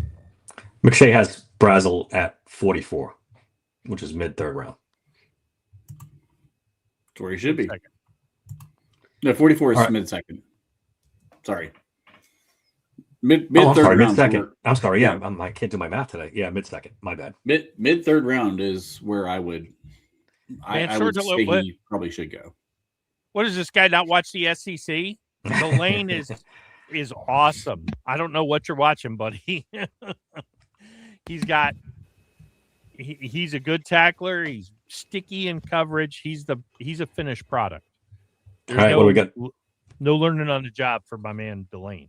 What's next, Bobby? Jake Galday. Jake Galday or Anthony Hill Jr.? I kind of like Galday. Anthony Hill Jr. Huh? Galday. Yeah. I think Galday's I half wonder if Anthony Hill Jr. ends up being an outside edge rusher at the next level. I thought you were going to say safety because he's pretty athletic.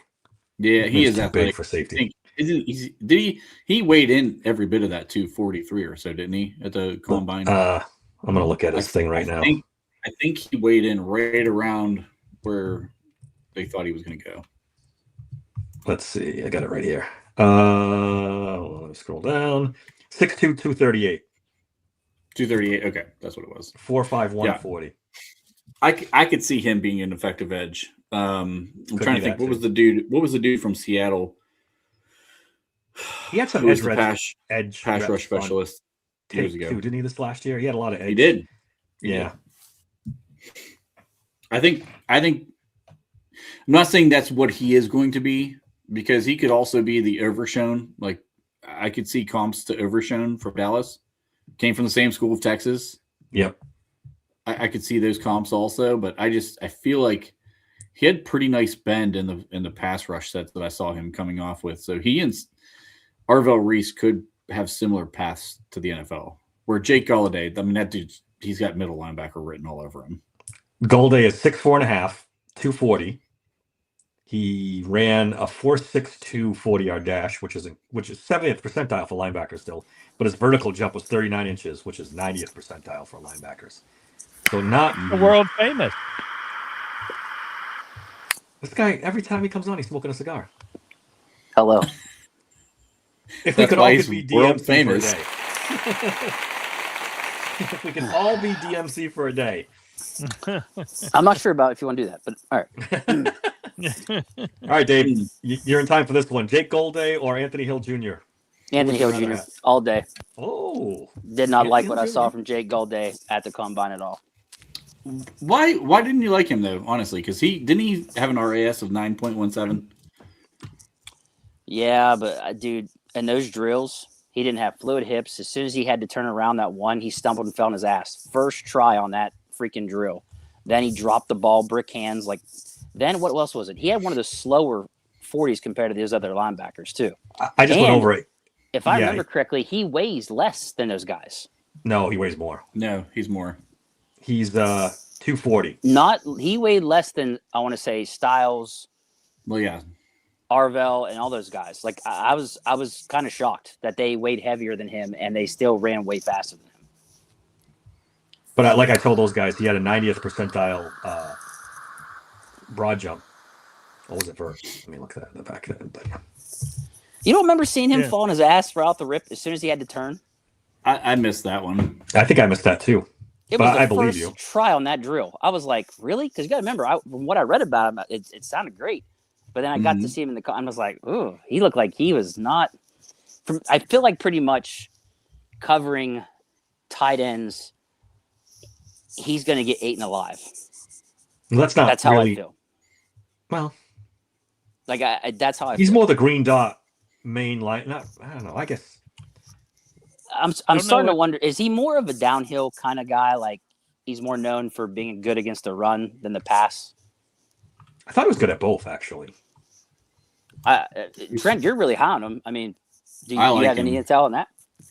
I think I was actually getting ready to look it up here for you because so he had his run defense grade was 90.6. Okay, His coverage grade is 77.5. there's the drop off. I was waiting for it. So But, I mean I 77.5 mean, say six. still pretty good. It's nothing. Though. I mean, it's nothing to sneeze not at. bad. Yeah, I'm just saying. I was right when I said I assumed he was better against the run. He's a Yes. run guy. That's my Yeah. thing. They both are potentially really good players at the next level. I think the problem is that if you're looking for a rookie green dot, these two guys ain't it. They're both, I think, going to be good NFL players. But if I'm looking for a green dot guy, and these are my choices, and I'm assuming J-Rod is gone, I kind of like Lawson from Alabama over both of these guys. I like Deontay Yep. Lawson too. see now. No, I disagree. I'm kind of there. I think Golday's a. I think I it like was- Goldie I- better. Guys, I could Golday. have sworn in his scouting report it says he'd be a green dot guy day one. Well, I said that the second we started talking about linebackers too. I really do like Deontay Lawson. Guys, Now, I'm higher mind on you- him than Watt. I think he's Jake- what, a projected third rounder. Yeah, Yeah. well, yeah. Yeah. Jake Goldie had a 9.74 RAS. 9.74. Okay, I had it mixed up. I thought he was like 9.7. Devin Bush ran like a 4.140. I don't want his ass either. Devin Bush was also a lot later. Yeah. And he's made a kind of second half resurgence in his career here. So, all right, what's next? Good year does not a career make. Mm. We'll see. Hey, I don't What's next, know. Bobby? It's a Peter no-brainer Woods for me. versus Daryl Jackson. What do we think? I take Daryl Jackson all day long in the third round. I'm not even. I don't know that I would hate Daryl Jackson in the second round. I love that kid. He's my favorite defensive lineman. He's like a true nose, right? I got to look him up. Is he like a nose type? He played a decent amount of A gap. Let's see here. I'm gonna pull him up as well. So he's listed at 78. Run defense 81.3. No pass rush grade is pretty god awful. He played 159 snaps in the A gap, 327 in the B gap. 6'5", 315, 34-inch arms. So he definitely fits the Steelers' mold as an interior defensive line with 34.5-inch arms. He's listed at 337. He must have Yeah, slimmed I down think- for the combine. Yeah, that was his Yeah. combine number, 6'15". Yeah. 15. He must have lost a lot of weight. And don't discount. This is a helmet thing, but it's very true. Florida State guys play much better in the NFL than they do in college. I love this. Now, Wood, maybe Clemson is turning into Florida State, where their guys play better in the pros than they do in college, because they sure don't fucking play very well for Dabo right now. But No doubt.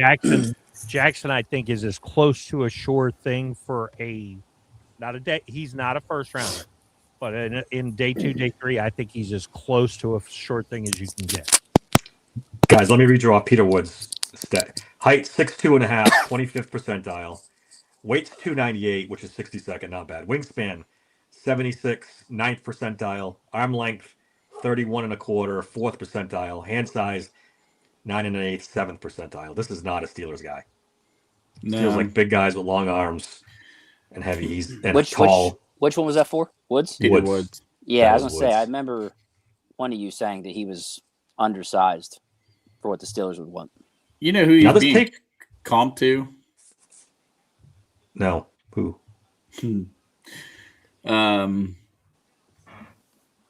He's being comped from Darnold, Sam Darnold, or Not. Oh, you're talking about the Pitt guy, aren't you? yes, my God, Yeah. Aaron I know Donald. exactly, yeah. Thank you, Jesus Aaron, Christ. no. Aaron No. Donald. No. A lot Not of even Aaron? close. A lot of Size people, wise, maybe. a lot of people I- are comping him to Aaron Donald because he's so explosive.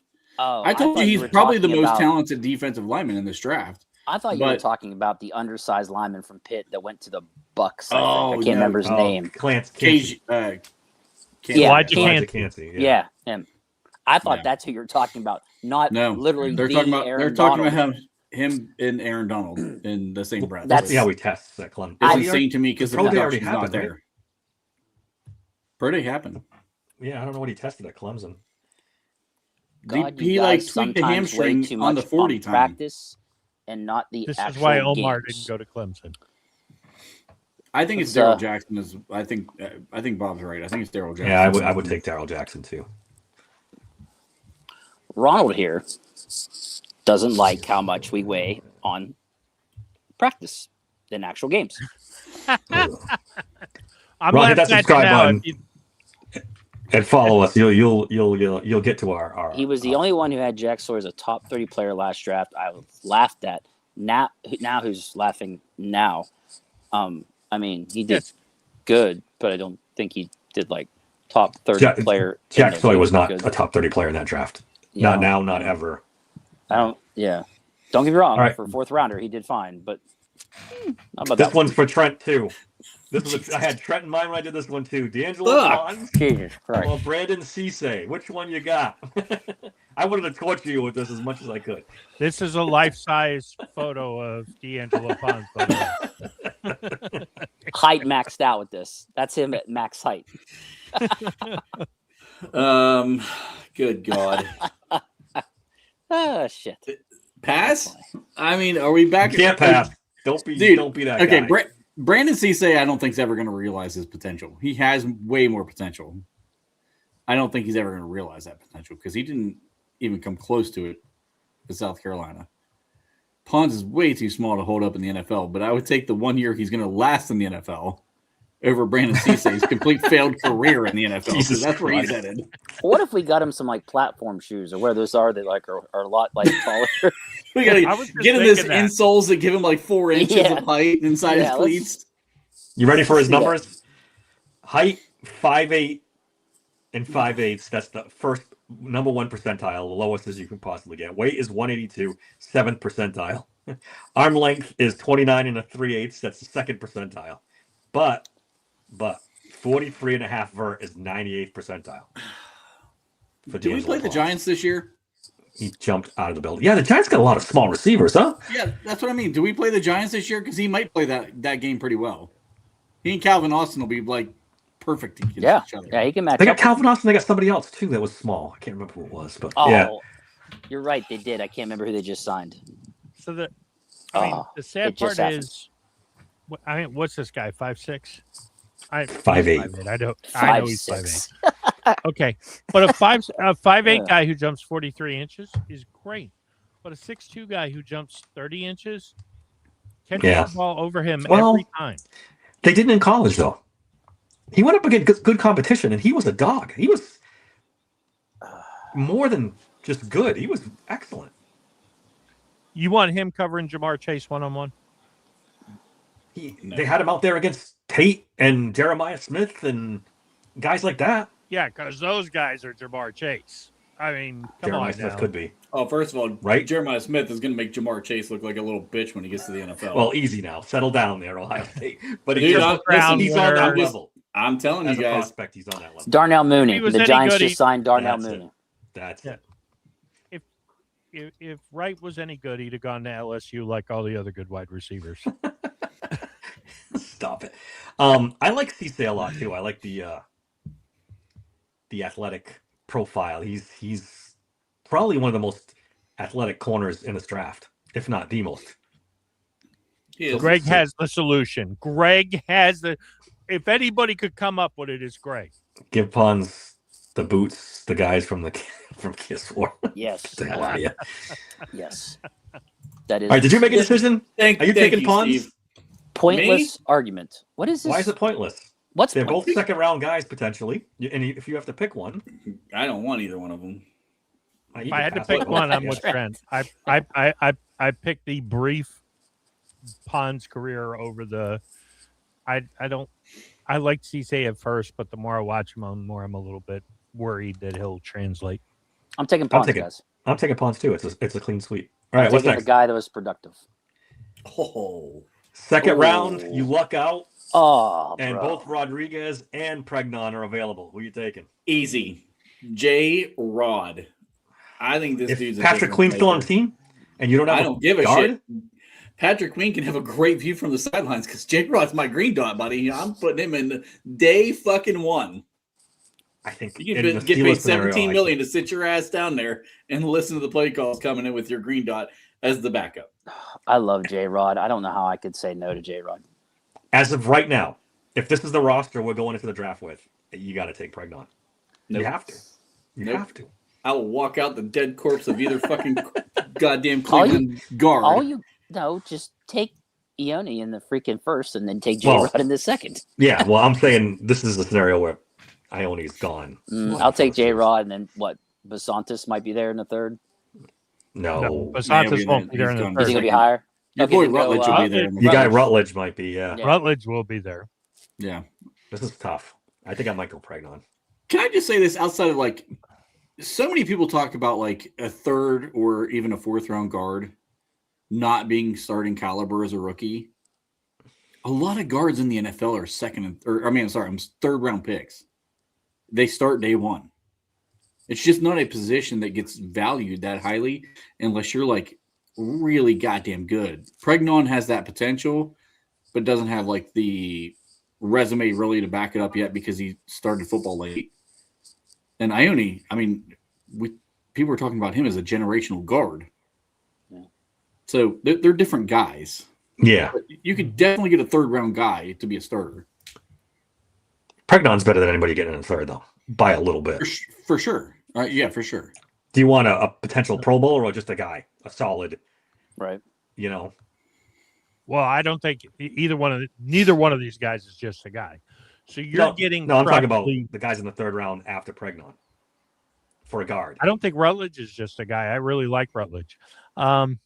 This is tough because these are both longtime borderline Pro Bowl, All Pro type talents. I think It's position of need, right? That Under makes might sway it if it does at all. they're both positions of need, though. They both are. This is the green dot guy we've been looking for. So if I go Pregnon and I get Lawson, is that such a difference between going J Rod and Rutledge?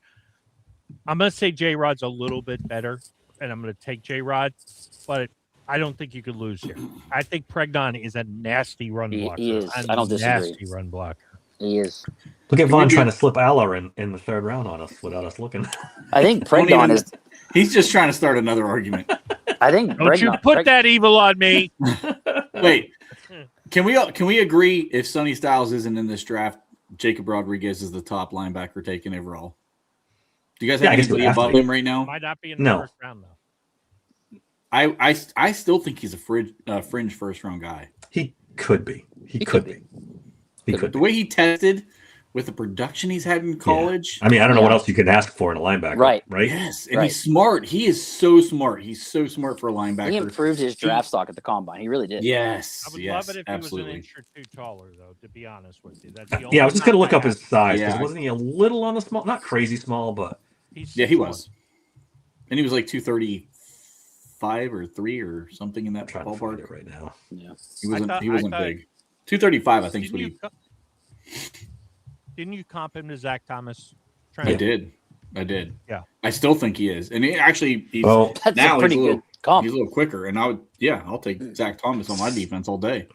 he's 6'1" and 3/8, 231 pounds, only 30-inch arms. That's 46th, 21st, and 11th percentiles. But then you get to his athletic scoring, and it's like vertical jump was 88th percentile, 40-yard dash was 84th, broad jump was 72. So he's much more of an athlete than anybody thought. He's just He's a little very- on the small side. Again, his intelligence for me sold me. Mm-hmm. And I mean, all the turnover production in college, like he's got good hands for a linebacker. Great at stripping the ball. I mean, 9 total forced fumbles. Yeah, that's crazy. That Come force on. pump number was nuts. I'm taking that. all day. And you pair him with TJ and Herbig, all three of those guys out on the field. If I'm carrying the ball, I'm just Yeah. going down. I'm just going down. I'm not just trying to going get down. any yak. All right, what's next, Bobby? All right, here we go. Oh God, Second, third roundish. Carson Beck or Garrett Nussmeier? this is like the No! first day of my life. No, I reject the premise of this. We know who You the guys Steelers are going to pick. You If they guys have are the choice killing me. between the two. I I'm taking- gotta go back. I gotta go back in this one. Oh, Jesus Christ. I told you the three midgets I don't like. Nussmeier, Klubnik, and Simpson.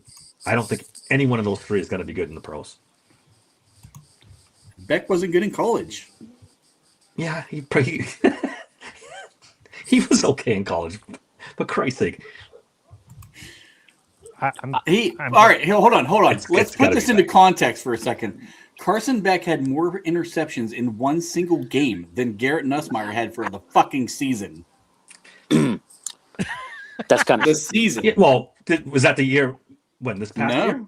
Yes, this season. He said, "What the fuck is on my screen?" Thank you. You got to make a choice, Somber. Do we? Play the game. I know you can. I'll take half of Garrett them. Nussmeier because Carson Beck take is it a back. fucking bum. Here we go. The extremes. I go, Hot, garbage, undraftable. Yeah, right, yeah. Trent? You missed the whole Brazel thing. You were late for Bum. the Brazel thing. Oh, I go yeah. I go Nussmeier because of the two. Nussmeier at least has a little swagger to his game. He isn't any fucking good, but he's got swagger to his game. So give me the swagger and the gunslinger, and he will definitely help us lose 15 games. Hold on. Alan. I might Alan. prefer Will In- Howard in- over Nussmeier. In 2 Alan. seasons, Alan, sorry. in 2 seasons, I love it. Carson Beck has 24 fucking interceptions in 2 years. 24. Yeah. Don't He's get me wrong. not exactly I- the guy who protects the ball. At least Nussmeier is a gunslinger who Don't get me throws wrong. an interception. I'd take Nussmeier, but I'm not going to go to the extremes like some people. Oh, Garrett Nussmeier. 9 1/8 inch hands. Kenny Pickett ish. Great. Ooh. Only 6 Kenny foot Pickett was 8.5. 8.5. Was he 8.5? He has Yeah. a stronger run than Kenny Pickett, though. Every inch counts, boys. That's what for she sure. said. I told you those three guys, I'm not doing it. I'm pretty sure you said 9 and what? Let me look at it again real quick. 3-8. 9 and 1/8. So it's basically 9-inch hands. I think that's the same size as Joe Burrow. Uh-oh. Because Burrow has small lure hands, but he was over 9 inches. All right, let me That's look. the magic number. If your hands are Ellis- bigger than 9 inches, you can be a good pro quarterback. The only guy, LSU You're right. quarterback. His hands are actually bigger. Yeah. Burrow was 9 on the nose. What about Kenny Pickett? What was Kenny Pickett? 8.5. Was it that small? They had to create a new glove size for him. It was called Kids. You're The right. only guy who had 8.5. hands that size who was 8.5. ever any good was Michael Vick. Yeah, because he had everything else in spades. Fucking Yeah. speed, athletic ability, cannon arm. What's next? Good God. Late round pick. Oh, Taylor Green Jesus. or Cole Payton?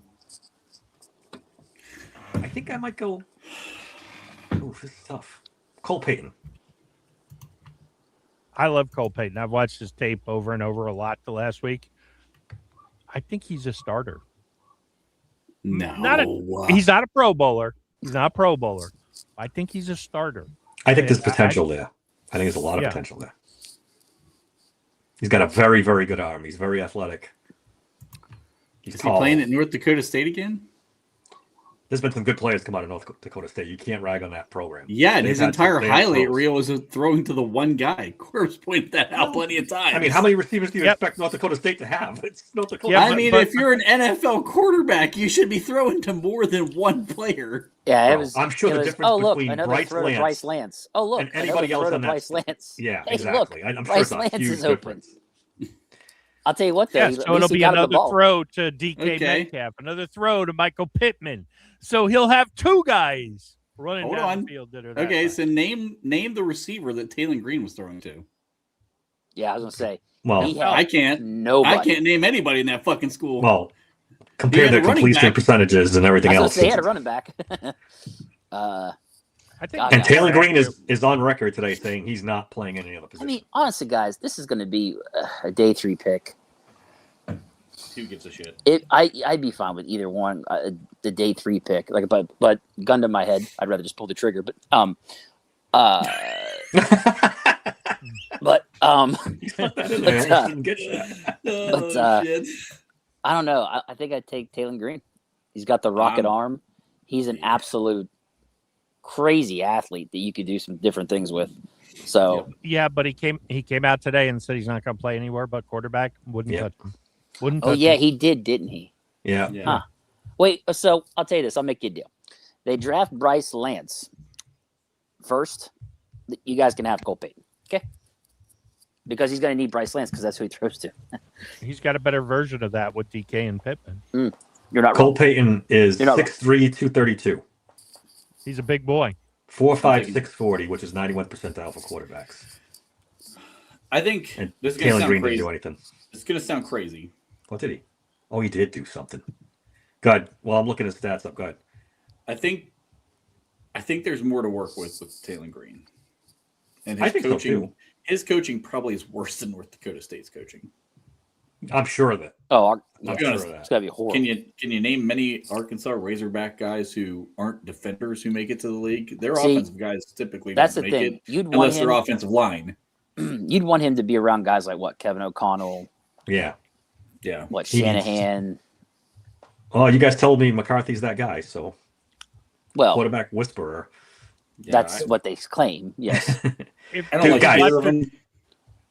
Listen to these numbers. They're fucking ridiculous. 6'6" It's- is 96 percentile. 227, whatever. 40-yard dash, 4.36, 99 percentile.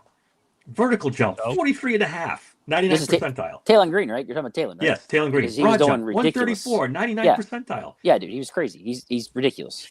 Bro, that's insane. it's, That's who Yep. you draft late in the draft and just say, please, for the love of God, You're a, work out. I get but it. if you watch his tape, he's very much like a Joe Milton, Jalen Milroe. He Agreed. doesn't have touch. He's a better athlete than Peyton both of had- them. He's not that much of a better athlete than Peyton.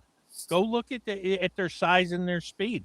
I don't care. He He's ran like a full 4.36. 2 Name one fast quarterback who ran that fast. This Who's is quite any the comment.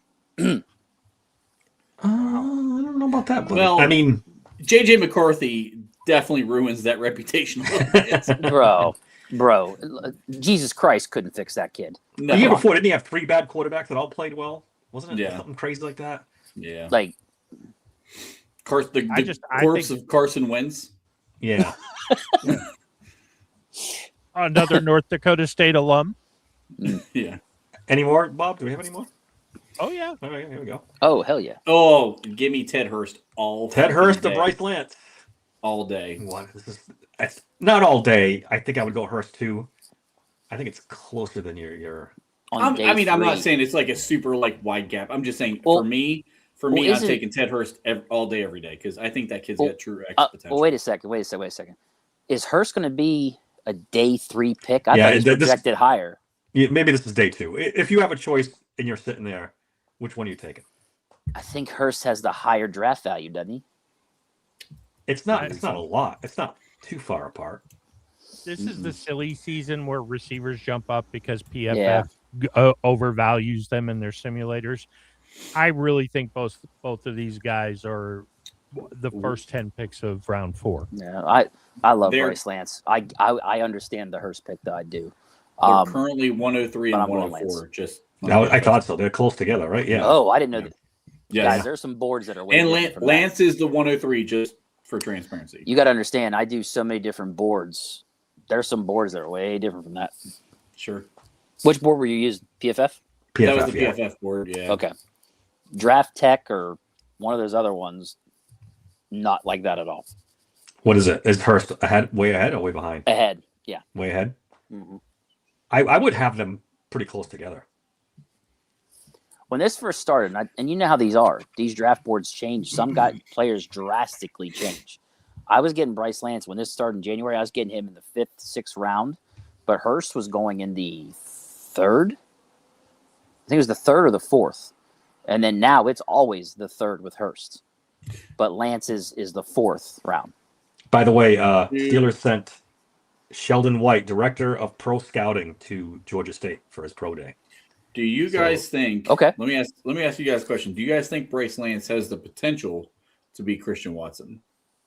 Oh, Same. Maybe same even better. Same college, very similar profiles. Maybe Probably even doesn't better. drop 'cause I the don't ball think as he's much. brittle. hopefully he doesn't get He's not injured as as much. brittle either. Yeah, there Yeah. you go, Bob. Nailed it. Like that's my thing. If he can just stay healthy, I think Ted love Hurst has Christian. George Pickens potential. That's some Seriously. lofty standards there, brother. Lofty I- Well, standards. I'm not saying he's getting there. I'm just saying I think he has George Pickens potential. If this kid played at Georgia instead of Georgia State, he's a fucking first rounder, and it's not close. So when we say we're comping him to George Pickens, the guy who occasionally shows up to play George Pickens, or the head case George Pickens? You're If it's the head doing your case, I best don't want him. today to bait me into these things, and I am not going. Bob beat me to it because I was going to crack a joke. How's his fighting skills? But I didn't. He doesn't measure up. He doesn't measure up to George Pickens. Let's be honest. Come on. In the I fighting. think this is In the a tie. fighting. Whichever one's available in the 4th, I take. Maybe at 99, I take is same deal. I'm happy with either one of these guys. I am too. Yeah. But I think if it's 4th round, Hurst, that's a value pick there. That's that Mhm. at least from what I've seen. I think they're both you're going right. in the 3rd. I honestly do. I I do think too. Lance helped his I do. case to be taken in the 3rd. But in my head, I thought Hurst was already a 3rd rounder. To be honest, I mean, agree. to Ronald's point, he's no Jack Sawyer. But Mm. I guess he'd be okay in the 4th round. true. Bob is just dropping bombs. Yeah, he's trying his best. We kid because we love. We kid because we love. What's next, Bobby? Any more? I got a couple yeah. more. Oh, Zachy Wheatley or Damn. Bud Clark? God, I like Bud Clark. I've liked him almost. I from the like jump. them both. But again, the draft value is a little different here. I think. And at PFF, they're close. They're like one after the other. Bud Clark is another one. In January, he was fucking clear at the 6th round, guys. He had a good Senior Bowl too. That helped him out a lot. And that's when he started to climb. And he now, tested really well. Yes, and now he's climbed. Now we're talking 3rd round. Like holy shit. I like them both. Again, draft value for me. I'm gonna go with Wheatley, but I really like Bud Clark. Like if they got either one, I'd be happy. You guys have seen my mocks. Like I draft Bud Clark all the freaking time. Bud Because Clark of is 6'1" and he ran a 4.4 140. He's a little thin, 6'1", 188, second percentile in weight. A 4.4 What? 4.41's not that bad. I mean, No, that's good. Maybe that's- 4.41's really oh, good. okay. I for- thought you for were a being safety. negative about it. I was like, No. That's good for a Maybe safety. that's why you take Jaquan Brisker for a year and let this kid grow and get ready and develop, contribute a little bit here and there, and then he's ready to take over in year 2. Let me look at Zaki Wheatley's. I think Zakee Wheatley is going to be the. Now, he didn't I think run. He's the better of the two. He's 6'3", 203. He's a bigger boy. But I did think it not would- run or do any athletic stuff, so we don't know. I think it would- Zaki is Good, Bob. he's more polished. He's ready to play now. All right, what's next? Well, let's see what we got.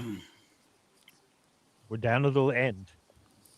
Ooh, late 3. I put Late Haynes King versus Caden Wetjen. I know what Somber's choice would be here. I started watching some of his return stuff. Wetjen, he's pretty fucking good as a return guy. Yeah, he He's is. led the nation electric. 2 years in a row. Yeah. Yeah, that's He's why electric. I think I would lean towards him. Ooh.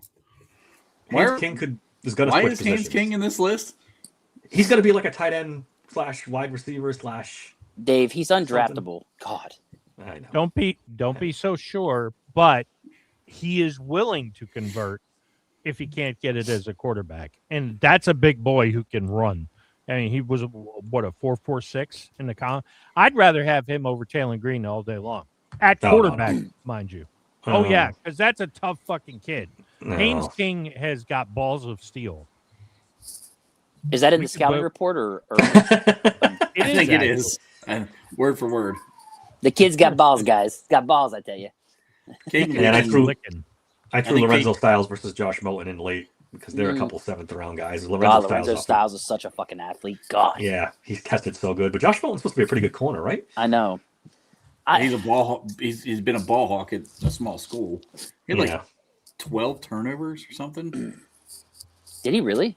Yeah, it was something ridiculous. I didn't know he was that productive. I didn't see 12. Jesus, Hold that's on. pretty good. I think I mean, let me double check because he had a ridiculous turnover rate. Yeah. Somber says Yeah. King is on Quarterback. 215. Yeah, but for a quarterback, that's a tough kid. If you watch, 11. I watched a lot of Georgia Tech football. I mean, First question is why? Well, well, because I like Haynes King and I like Eric Rivers. But Haynes King, he's just a tough kid. There's something about him. I think he can make the transition to tight end, and I think he's a willing participant in that. But I also think he's got some Taysom Hill in him, where if he's got the right coach, That's going to be his kind of role, I think. A Taysom Yeah. Hill type role. I think you just nailed it. see, I Yeah. wish Taylor Green would take on a role like that. But he's not going Yeah. to. I know, no, well, Bob, I know that. I'm saying I wish Yeah. he would. You Like, sound like an if he took that asshole role, because, not you personally, but if you bring up him moving position, you sound like an asshole. And he even brought up, they want me to move because I'm black. And I get it. yeah, And he wants to be quarterback. I get it.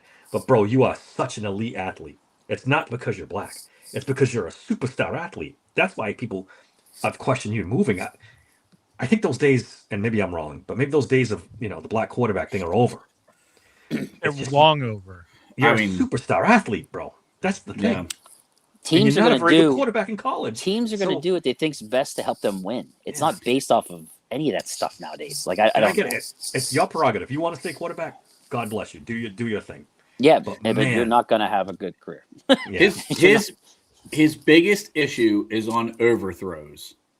He does throw the ball over the target a lot, which is all mechanical.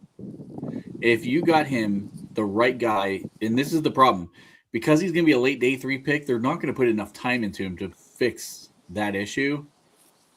But if you invested heavily in that kid and just say, hey, listen, if we get his mechanics right, let's see if he fixes the mechanical Yeah. issues where he actually hits these targets instead of overthrowing them, because his turnovers are almost all of them are on overthrows. If he fixed that, maybe he is like the Lamar type guy where he's super Well, athletic he's definitely athletically and is, throws no doubt well about it. enough. Like, you know what I mean? Like, maybe that's in there. I don't think so, but I He's can see everything where you he's want in a coming quarterback. Tall, big arm. It's just his accuracy and his play on the field leaves it lacking. So, from. Yeah, Can't throw the ball, but well, he could throw everything it, not accurately, but he can throw it. yeah. He's got a- he's got a he's got a cannon. He's For Joe sure. Milton. He really is. He's Joe Milton. Everybody looks and goes, ooh, and I know the traits, know the skills. But when he gets on the field, oh my God. To me, he was a better quarterback than Joe Milton was in college. Like again, Milton had a better season at Tennessee, but like as far as translating to the next level, I think he's more translatable than Joe Milton was. Joe Milton was 6'5", almost the same height, 235. He didn't run his broad jump 35, so it's just a hair less of an athlete than Yeah, I mean, Taylor Green is. but I mean, let's be fair. Taylor Green has to walk down 3 flights of stairs to climb over that bar.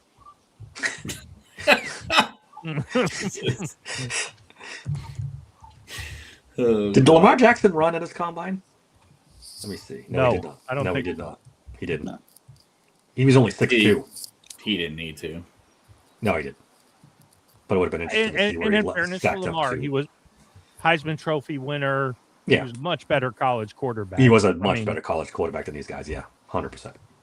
Yeah, 65% completion percentage, roughly. Yeah. I think through most of his college. Yeah, no one ever doubted Lamar was going to be a quarterback. No. No one ever even. I mean, people brought it up, but people knew he was a quarterback. except for that one idiot who kept Belichick out of the Hall of Fame. Bill Foley. Do you think that Lorenzo Styles could be the replacement for what's his face that just left for Killebrew? Yeah, Miles Killebrew. Thank you. I take that with a little upside because he's such a good athlete. Maybe you could turn him into something. He's never going to be a starter. He's never going to be a player. He's Really? always going to be a You special. want that athletic profile? Dude, no. He's terrible in coverage. He's terrible in run defense. He's a special teamer at the next level, and that is it. And you know I'm going to find a way to get my Buckeyes on the field, okay? Undraftable. I But thought we you need a guys, I t-shirt. thought he was undraftable until he ran a damn 4.28 or whatever the hell With it Trent was. Space and undraftable over there. Yeah, We need a t-shirt. undraftable. All right, Make there that you happen. go. We can do that. Make that happen. I think he could be a Killebrew replacement, though, because I think he can be a good special teamer. He's a good tackler. He just sucked at everything else. He's got Gunner running all over him. Yeah, oh yeah. Let's ask the really important question. Does Paul Skeens throw a no-hitter against the Dominican Republic in about 20 minutes? Hell yeah. That's only going to be 5 innings, but yes. All right, we got anything else before we you guys have been on for what? 2 hours and 6 minutes. 6 minutes? Me and Well, Bob are Trent's been on the whole warriors. time. You guys, well, yes. Actually, I've been on for 2 hours and 6 minutes. Okay, Bob is somewhere around the 2 hour mark. Yes. You two fuckers just show up when you want to. Some of us have to eat dinner with the family or we get in a lot of trouble. Chat, So I gotta it's tough to find some dedicated guys in here, okay? Corb shows up with the for flu. Christ's sake. Look, Dave just shows up when he feels like it. And then he calls players too old when they're 28. You guys. When they're 14. I'm Dave's hopped at up on TV football going, you're washed, kid, you're washed. Get off the field. I'm hopped up on Dayquil, caffeine, and now old grandpa's medicine. Let's go. There it is. They're calling And the I'm flu smoking game a for cigar, and I've got Flu a sore game. throat. Blue game. Dedication. you. All right, you guys in the chat, great, fantastic as always. Don't forget to like and subscribe, please. Draft will be live for rounds 1 and 2. Mr. Korab will be at the draft, reporting live, and we're gonna broadcast like we did last year. We'd love to have you guys on. We'll pick a couple of you guys to jump on if you want with us. Some of the regulars, that'd be great. Don't forget to check out my Tony Pauline interview. I think because we didn't go live, it didn't get the kind of buzz we would like to have gotten. It's really good stuff on football. Did it, or did YouTube just wipe I don't know. out We're half still of trying it? to figure out the YouTube. I don't thing, too. understand. You had 400 views, and all of a sudden it was gone. Yeah. Hit that subscribe button, guys. It really helps us out. We're getting close to our goal number. A couple more here and there, and we'll be there. Me and Bobby will be back tomorrow night. We haven't decided what we're going to talk about yet, but we'll figure it out. Until next time, thanks for listening to Steel Sanctuary Podcast. And just like that, I left everything. See ya.